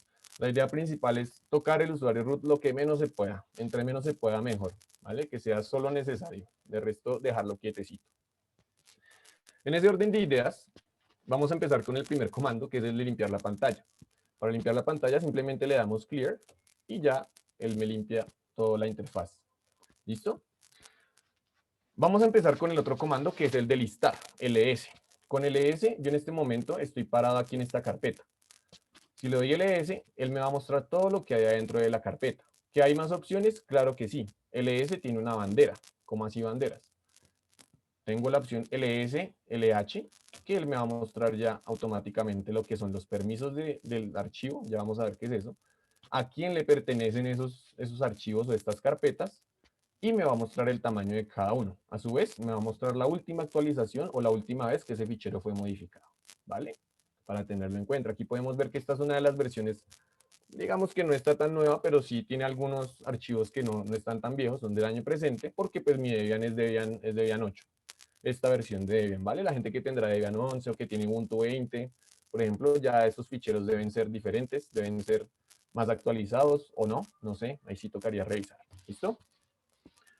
Con ls yo lo que hago es listar los archivos. Hay archivos dentro del sistema operativo que están ocultos, que no los puedo ver con lslh o con ls, ¿vale? Ni con dir tampoco. Dir también me permite hacer lo mismo. Me muestra los archivos, pero no me los muestra con colorcitos ni con ni con esa interfaz como más agradable, ¿no? Entonces, para ver esos archivos ocultos, lo que voy a hacer es darle ls, espacio, guión, la bandera, y le pongo LA en este momento en vez de LH. Si le doy Enter, él me va a mostrar todos, absolutamente todos los archivos. En este caso, yo no tengo archivos ocultos, ¿vale? Los archivos ocultos, ¿cómo se reconocen? Porque empiezan por punto. No empiezan así con una letra, con una consonante o con una vocal, sino que empiezan con punto algo. Y cuando yo los veo, no los puedo hacer. Voy a crear uno en este momento rápido, un archivo cualquiera, y vamos a ver. Entonces voy a hacer un archivo, y ahorita miramos cómo funciona ese comando, y le voy a poner punto prueba. Entonces, si le doy ls, ahí en la carpeta donde lo creé, lo voy a ver que no está. Pero si yo me voy a ls-lh, tampoco está. Pero si yo me voy a ls-la, aquí sí lo encuentro, punto prueba. Y tengo más, punto local. Y tengo más, punto gnu, punto conf. Entonces, esos archivos, él me los pone ocultos para que yo no tenga la capacidad de modificarlos o una persona que no sepa el sistema operativo pueda modificarlos. ¿Por qué? Porque son importantes. Entonces, ahí ya podemos ver cómo él encripta o desencripta las cosas de acuerdo a mi conveniencia y de acuerdo a la de él. Bastante inteligente el hombre. Qué bien por ese lado. ¿Listo? Vamos a darle un clear y vamos a seguir con el siguiente comando. Ahí es bueno que nos sepamos esas banderitas, esas de ls, ya sea ls, lh o ls, el que ustedes consideren. También me puede mostrar otro tipo de cosas. Por ejemplo, cuando le doy ls, lh me muestra de una vez el tamaño en unas unidades que corresponden a lo que yo quiero leer. Cuando le doy ls, por ejemplo, simplemente me muestra sin tamaño. Y hay otra que es ls-ll, que me muestra el archivo como tal, con los permisos y todo, pero me muestra el tamaño en bytes, ¿vale? Entonces, digamos que a veces, cuando uno tiene un archivo de gigas, pues a empezar a mirar de qué múltiplo a qué múltiplo va, pues es difícil. Con eso ya nos evitamos ese recurso, ¿listo? Otro comando que vamos a ver es el de navegar por las carpetas. Ese comando se llama cd, Change Directory, es como el acrónimo, ¿vale? Viene del English. Entonces aquí lo que tenemos es, cuando yo le doy cd a mi espacio en la nada, sin ningún argumento, solamente cd, él lo que va a hacer es ir a la carpeta principal. ¿A cuál carpeta principal? A la carpeta de servidores en este caso. ¿Cómo yo sé que estoy en la carpeta de servidores? Porque tengo un comando llamado pwd, simplecito, solo pwd, y él me va a botar la ruta en la que en este momento estoy parado. ¿Listo? Entonces, en este momento estoy ahí y cada vez que yo le dé cd, por ejemplo, me voy a ir a la carpeta etc, por ejemplo, que es otra por allá en el fichero de raíz. Y aquí, pues, como veo que estoy ahí, le doy ls, pwd. Listo, estoy en etc. Si yo le doy cd estando acá, enter, él automáticamente vuelve a mi carpeta principal, solo con el cd. Entonces, ahí que me evito tener que darle la ruta a él de que yo quiero volver a mi directorio principal, sino que simplemente con el cd él entiende lo que está pasando, ¿vale? Que yo quiero volver a mi directorio anterior. Entonces, para no tener que yo volver a hacer cd, entonces etc, que es a donde quiero ir, simplemente le doy cd y le doy guión.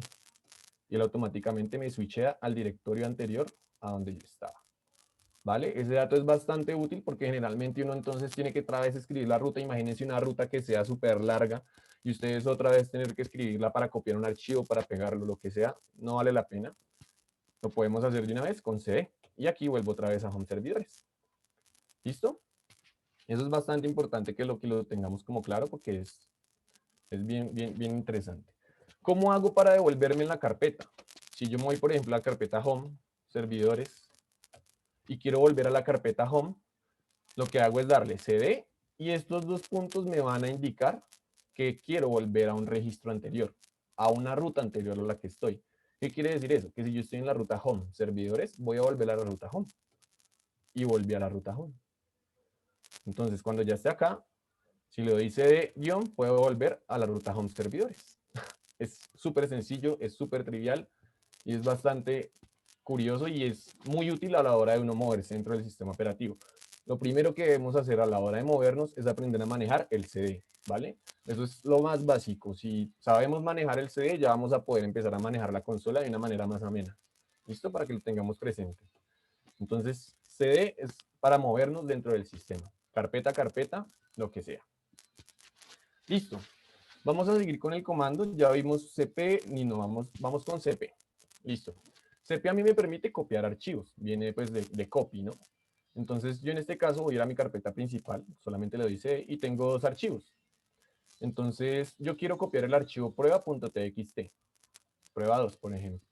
Entonces simplemente le doy cp prueba2.txt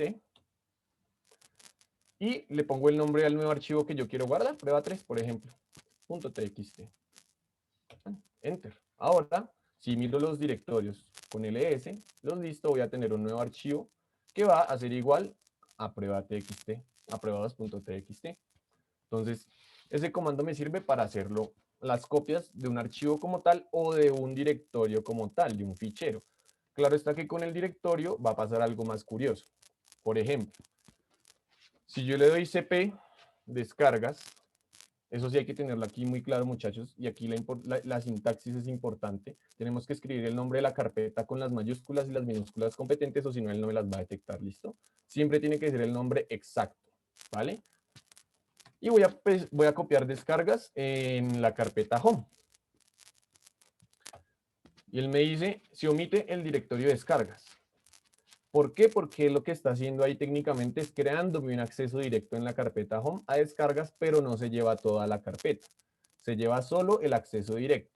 Para llevarme toda la carpeta, tengo que ponerle la bandera R, ¿vale?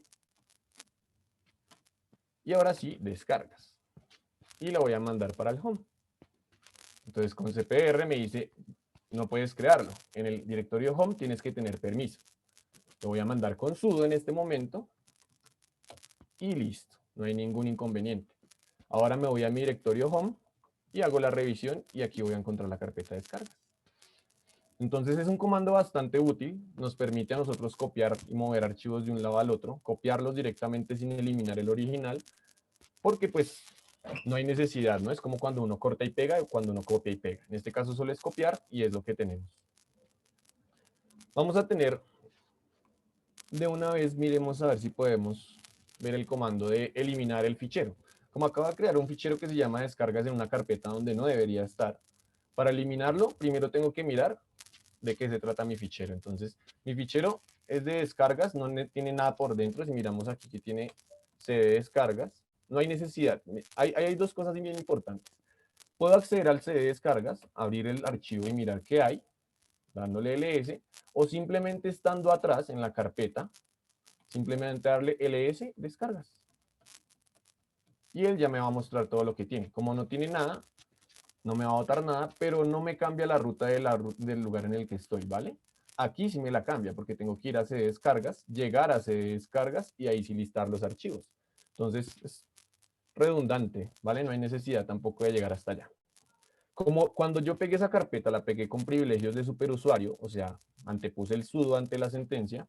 Entonces, si yo intento eliminar esta carpeta de descargas, me va a pedir las credenciales, me va a pedir acceso de privilegio porque no lo tiene. Para eso lo que voy a hacer es lo siguiente. Vamos a utilizar el comando rm, ¿vale? Entonces sudo rm, que viene de la palabra remove, remover. Y le vamos a dar descargas. Aquí hay algo muy importante que es válido mencionar. Cuando la sintaxis de mi comando está bien hecha, yo antes de terminar de escribir la palabra descargas, puedo darle la tecla tab, esa que tiene la flechita para un lado y para el otro. Y cuando el comando está bien escrito, se me autocompleta solo. ¿Listo? Si el comando está mal escrito,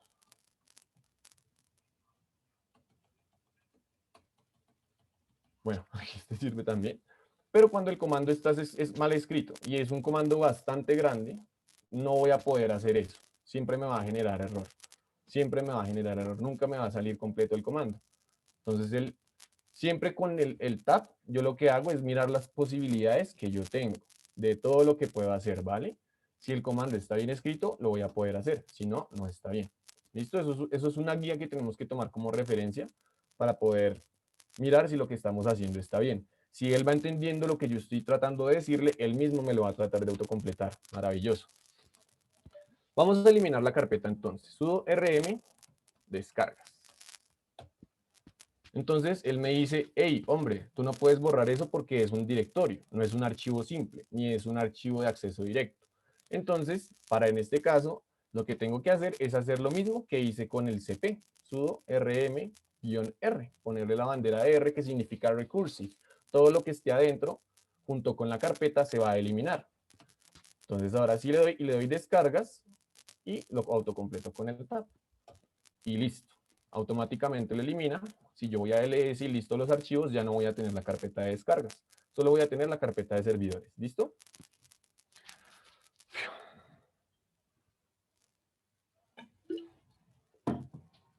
Vale. Ahora vamos a ver lo que es cómo crear una carpeta. Entonces vamos a ir a servidores. Estamos en la parte de servidores. Podemos darle cd también, no hay ningún problema. Aquí yo voy a mirar qué es lo que tengo y voy a crear una carpeta que se va a llamar prueba curso o prueba nomás. Para eso hay dos opciones. Si la creo así, sin darle sudo, y le doy ls, lh, aquí voy a crear la carpeta que se va a llamar curso, ¿vale? Va a ser curso. Si ustedes se dan cuenta, el usuario dueño de esa carpeta es servidores. ¿Listo? ¿Qué quiere decir eso? Que si el usuario es el servidores, la puedo eliminar sin necesidad de sudo. rm-r, curso. ¿Vale? Le doy ls y ya no me aparece por ningún lado. ¿Listo? Si yo la creo con sudo, ¿qué va a pasar? Si le doy lslh, vamos a ver que ahora la carpeta que yo creé ya no va a ser del usuario servidores, sino va a ser del usuario root. Entonces, si yo trato de eliminarla desde servidores, me va a decir protegida contra escritura. ¿Quiere eliminarla? Si yo le doy sí, vamos a ver qué puede pasar. La elimina. ¿Por qué? Porque yo ya tengo acceso con mi superusuario de servidores a ese sudo. Cuando yo no hago el proceso que hicimos al comienzo, que era el de configurar la parte del sudo del servidores como superusuario, me va a decir, hombre, no puede pasar eso, no lo puedo dejar pasar ni eliminar eso porque ese archivo le pertenece al root. ¿Listo? Punto bastante importante, que era lo que nos pasaba ahorita, que nos decía que no podíamos tocar la carpeta root ni la podíamos abrir. Es por eso que pasa, ¿vale? Para que lo tengamos bien presente. Vamos con el siguiente, que es el de mover. ¿Cómo yo muevo un archivo de un lugar a otro? Mover evidentemente significa cambiar de carpeta de destino, ¿no? O sea, me robo el de origen y lo paso a otra carpeta, no genero una copia, como quien dice cuando uno corta y pega, ¿listo?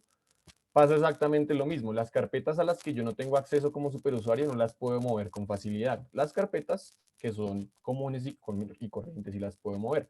En este caso yo estoy en mi carpeta principal y vamos a mover la carpeta de descargas una carpeta antes. ¿Listo? Entonces, ¿cómo hago eso? Le doy sudo. En este caso vamos a darle sudo y ahorita lo hacemos sin sudo. A ver qué pasa. mb descargas. En este caso, si ustedes se dan cuenta, yo no necesito ponerle el recursive, la bandera R. ¿Por qué? Porque él sí me va a tomar todo el paquete que hay con MB y me lo va a pegar en el otro lado.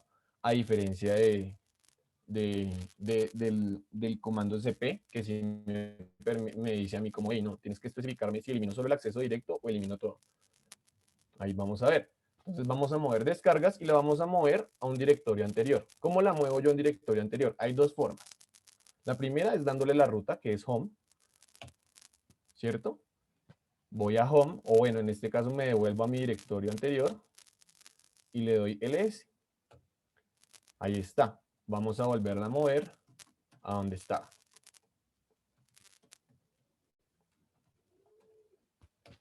¿Listo? Vamos a servidores. Listamos lo que hay y aquí ya volvió. Y hay otra forma de moverla que es así.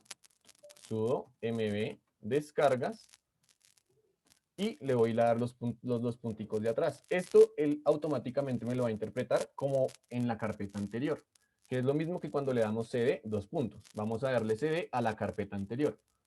Cuando yo le doy enter, me devuelvo a mi carpeta anterior, en este caso que es home, y le doy ls y él me la trae. Entonces de esa manera yo puedo mover los archivos sin necesidad de andar escribiendo la ruta de todos, sino que si están en una carpeta inmediatamente conjunta con la otra o que contiene una a la otra, pues lo puedo mover de esta manera sin ningún problema, ¿vale? Para que lo tengamos presente a la hora de que empecemos a desarrollar algún tipo de actividad en el dispositivo, en el sistema operativo, y pues tengamos más agilidad a la hora de realizar los procesos. Eso por ese lado. Vamos a crear directorios, ¿listo? Entonces, no, pero creo que ese ya lo vimos. Vamos a ver el comando exit. Si yo estoy en modo root, por ejemplo, ya ahí automáticamente con este comando me conecto a mi modo root. Después de que hago el proceso, ¿no? El proceso que hicimos al comienzo, yo simplemente le doy exit y me salgo a mi usuario servidores. Esta es la forma de cambiar de un usuario a otro siempre y cuando acceda primero a uno y desde ese uno acceda al otro. ¿Vale? Si yo le doy aquí exit, ¿qué pasa? Él se sale de mi conexión, ¿listo? Ya no estoy conectado a mi máquina virtual, en este caso mi virtualizador. Ya estoy en otro lado, ya volví a mi interfaz normal. Entonces, él me cierra la sesión. Siempre que yo le doy exit, me cierra la sesión. Para las personas que tienen instalado un VirtualBox en este momento o un sistema nativo, les debe haber aparecido el login del usuario que ustedes tienen por defecto, ¿no? Entonces, en este caso, yo me voy a volver a conectar y estoy adentro de nuevo. ¿Listo? Para que lo tengamos presente. Vamos a ver ahora el comando more. Cuando yo tengo un archivo de texto, por ejemplo, el que teníamos acá, que es prueba, yo puedo ver qué es lo que tiene ese archivo por dentro sin necesidad de abrirlo. ¿Cómo lo puedo hacer? Con more. Entonces le doy more prueba, prueba 2, por ejemplo, .txt. Ese archivo no tiene nada. Si lo abro y lo modifico con nano, y le pongo hola. Pero mira lo que me aparece acá. Me dice, hey, advertencia, tú no tienes permisos de escritura porque tú eres un usuario común y corriente. Si quieres acceder a este archivo que fue creado con root, tienes que tener permisos. Entonces le voy a dar sudo nano prueba2.txt. Una vez que estamos acá adentro, le voy a dar hola. Este es mi primer archivo plano de ejemplo. Lo guardamos con control O. Lo cerramos con control X. Y vamos a ver que si le doy more, él me va a botar de... perdón. Él me va a decir, hola, este es mi primer archivo plano de ejemplo. Me va a botar el contenido, ¿vale? ¿Qué pasa? Cuando es un archivo muy grande, yo puedo empezar a bajar. ¿Cómo vemos eso? Vamos a irnos, por ejemplo, a un archivo de los de etc. Y vamos a ir a los archivos de que, a ver, de los logs.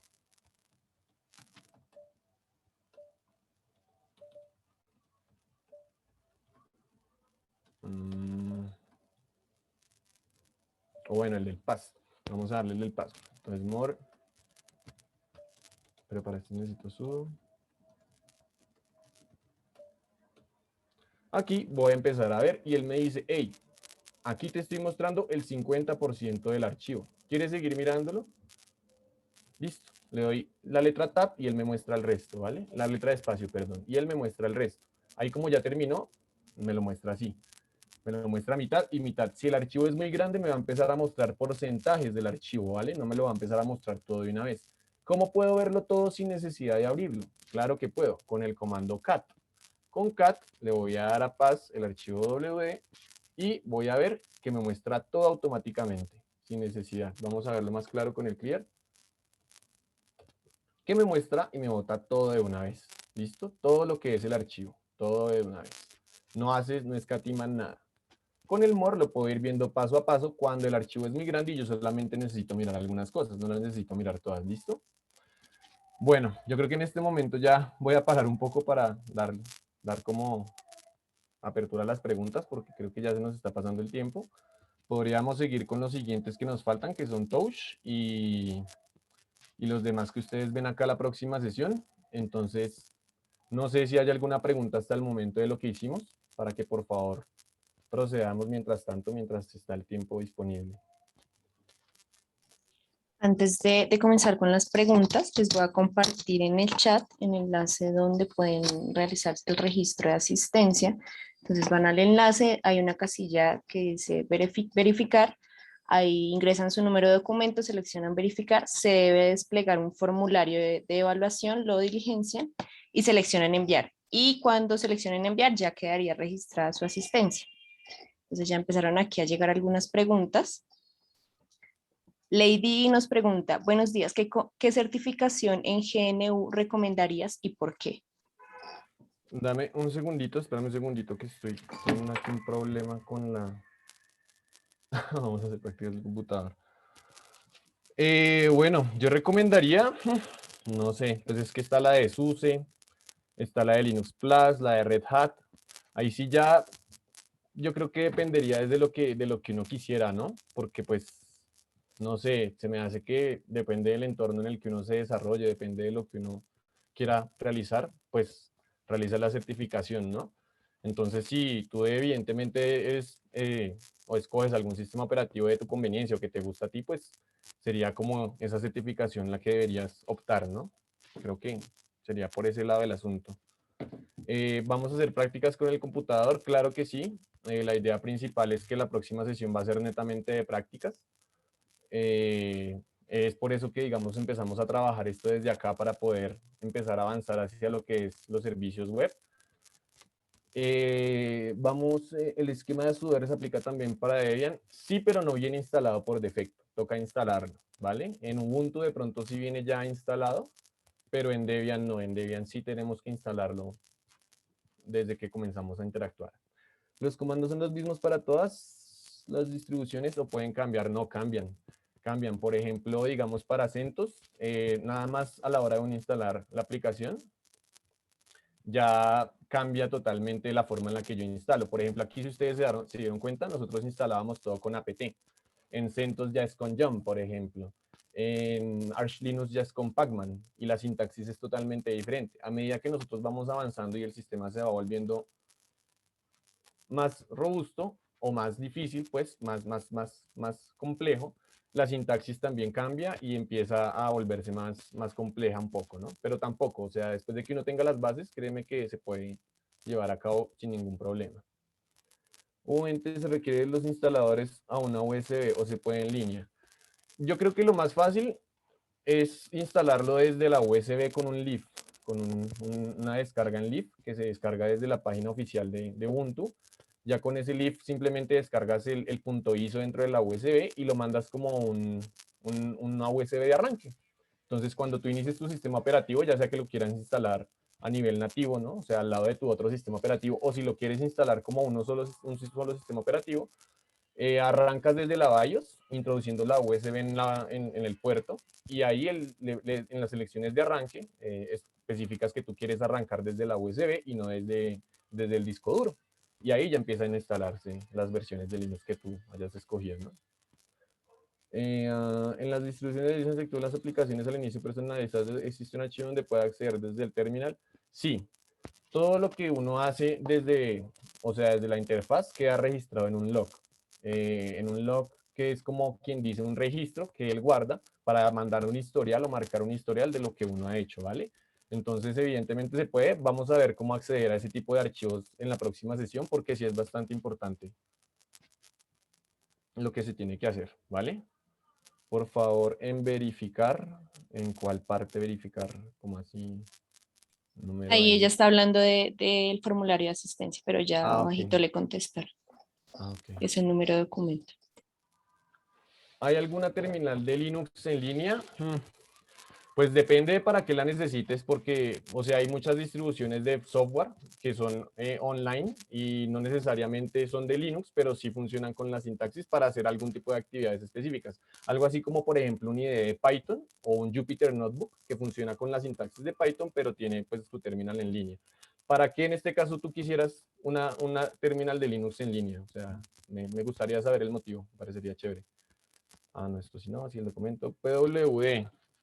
Uy, si tú me preguntas, ahí sí me corchas así la sintaxis como tal, el acrónimo PWD, no te la sabría decir, tendría que averiguarlo. Gracias, Luis. Para probar y correr procesos y hacer algunas pruebas, ¿se puede en línea o hay que instalar Linux? Ah, no, ahí sí toca netamente con el sistema operativo porque digamos que no hay alguna nube así, a menos de que tú quieras hacerlo en una nube, ¿no? O sea, si tienes alguna nube, lo puedes hacer instalándolo en la nube del sistema operativo. Por ejemplo, en Amazon hay una instancia que es S2, que me permite a mí, con un sistema de Amazon de nube, montar un entorno de Windows. Ah, mira, ahí está, le lo puso. Print Working Directory, exacto. Entonces, imprimir el directorio de trabajo, que es el directorio actual. Ahí creo que está el este. ¿Cómo puedo pasar un archivo grande de un servidor a mi laptop sin usar un entorno gráfico? Uf, ahí toca utilizar un comando que se llama SCP. Ahí ya no va a haber problema a la hora del tamaño del archivo, siempre y cuando la máquina que reciba el archivo tenga el almacenamiento necesario para poder guardar dentro de sí el archivo. El comando te lo pongo acá, se llama SCP. Si quieres en estos días o en la próxima sesión miramos.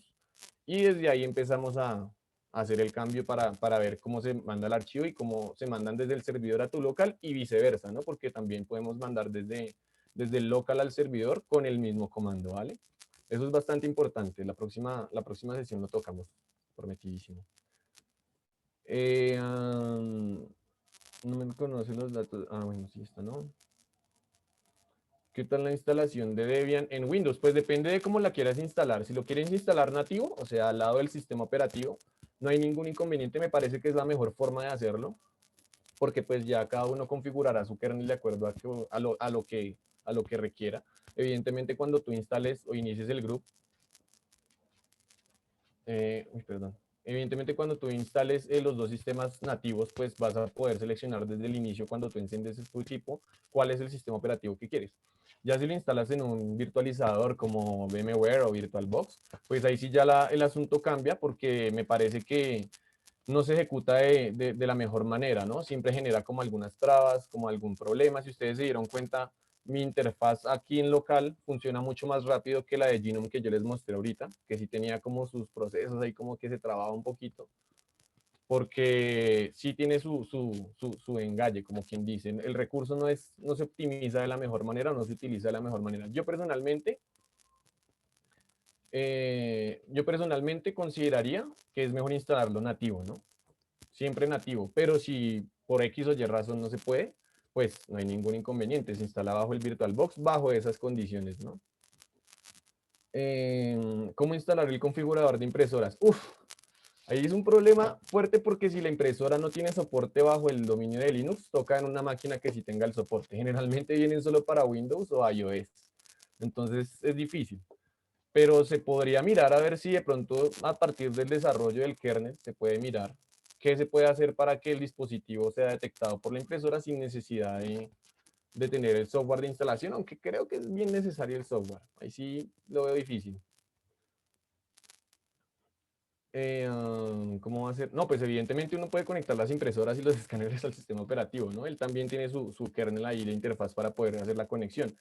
Pero miramos a ver si es posible que digamos las aplicaciones que vienen ya, como quien dice, no sé, el escáner, o a veces la impresora trae como su propio software, ese sí ya se dificulta. Digamos que a la hora de imprimir y eso no, se configura ya desde aquí, desde el configurador de impresora, si tienes Genome, y funciona, no hay ningún problema. Moderadora, uy, no sé, pero nosotros no empezamos, no sé cómo se manejarían los horarios. Ish, complicado, no, ahí sí toca revisar. Yo he Pues trabajado con...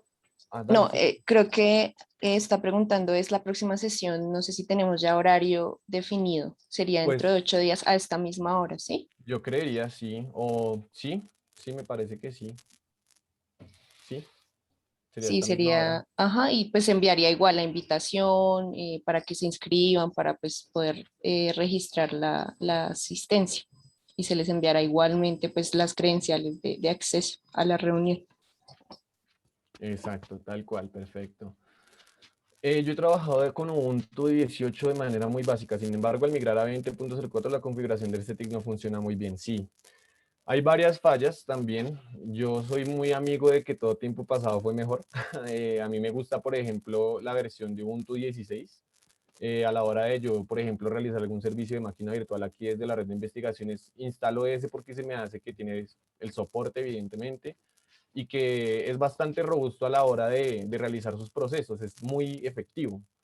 Los demás, digamos que no los toco tanto porque la configuración de la interfaz de red cambia, por ejemplo, el acceso remoto cambia en algunos casos, entonces la configuración difiere, y a veces es mejor como uno quedarse con lo que funciona muy bien a no avanzar y que empiece a prevalecer de pronto. Windows de la opción de instalar la ventana de... Uy, no, ahí sí la verdad lo que yo te diga es mentira, nunca he interactuado hasta ese punto con Windows como para saber si se puede o no.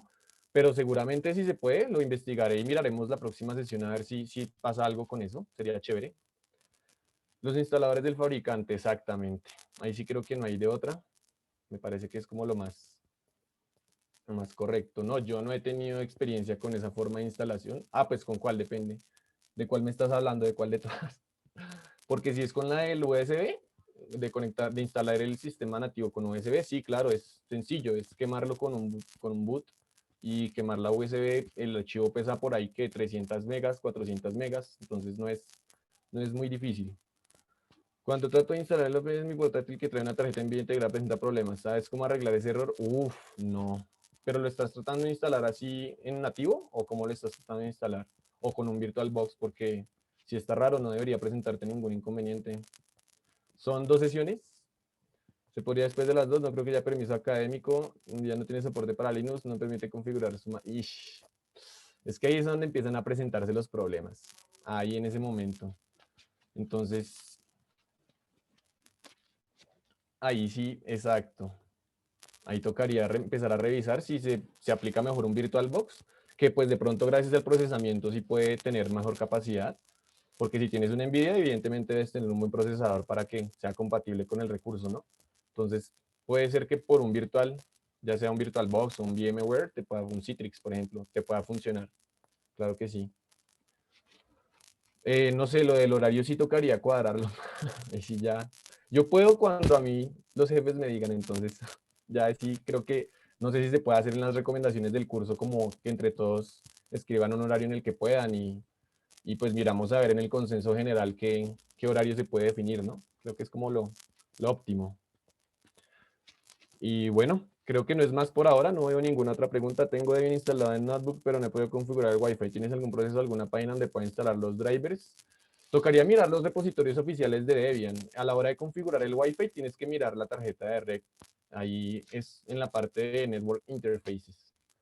Entonces, si lo tienes instalado así a nivel de server, debería funcionarte con el DHCP sin ningún problema para que configures ahí tu sistema. Sin ningún inconveniente te debería aparecer la red. Eso se modifica desde este archivo, mira. Vamos acá. Bueno, esto no, se supone que esto era para la próxima sesión, pero vamos a hacerlo ahí rápido. El archivo que se encarga aquí en Debian de configurar la parte de la tarjeta de red está en la ruta CD. Bueno, vamos a darle cat de una vez. Cat, etc, network, interface.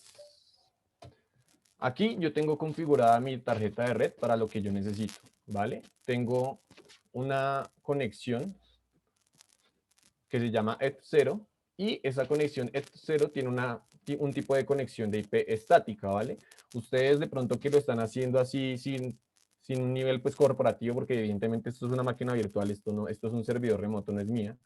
Entonces ustedes deben tener aquí un DHCP, en vez del static deben tener DHCP y nada más acá abajo creo, hasta donde me acuerdo, pero es que se me va la paloma ahí. Pero creo que cuando uno tiene, o sea, cuando es el protocolo de HCP, es solo acá de HCP y aquí no hay ninguna configuración porque esto se hace automáticamente, ¿no? De acuerdo pues al proveedor de internet que uno tenga. Entonces aquí mismo es a donde tú puedes hacer la configuración de todo lo que es la parte de la red, tanto de la parte de internet vía LAN o la parte de Wi-Fi. Si quieres la próxima semana revisamos cómo hacerlo sin ningún problema, no hay lío. ¿Vale? No sé qué otras preguntas tengan al respecto. Bien. ¿Listo? Entonces no es más. Nada, espero que lo hayan disfrutado, que hayan entendido un poquito. Yo sé que quizás es mucha información, pero es valioso y ojalá se enamoren de esto que de verdad es muy, muy bonito. Es muy chévere. Y listo, creo que no es más. Voy a dar de compartir pantalla. Si tienen alguna otra pregunta la revisaré por el chat y pues miramos. ¿Vale?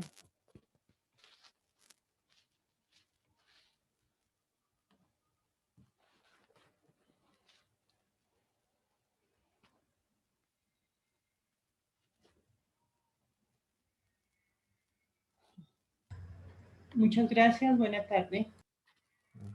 Hasta luego.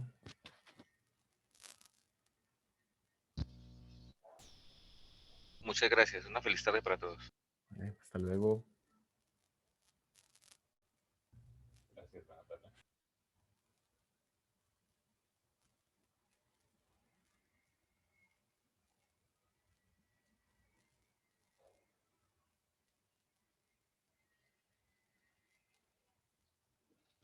Hasta luego, Lady, que estés bien. Estamos hablando.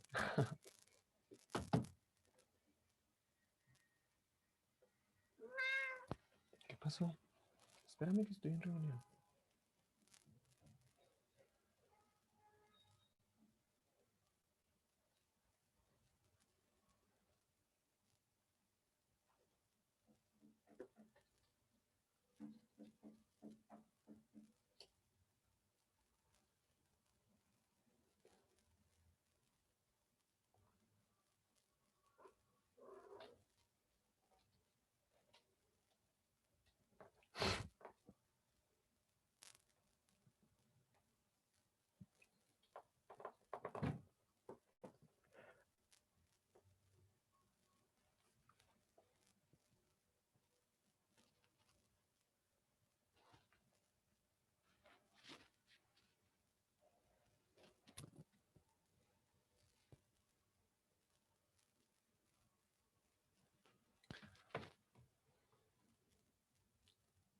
Vale, entonces a los que quedan, muchísimas gracias por su participación. Voy a cerrar la sala.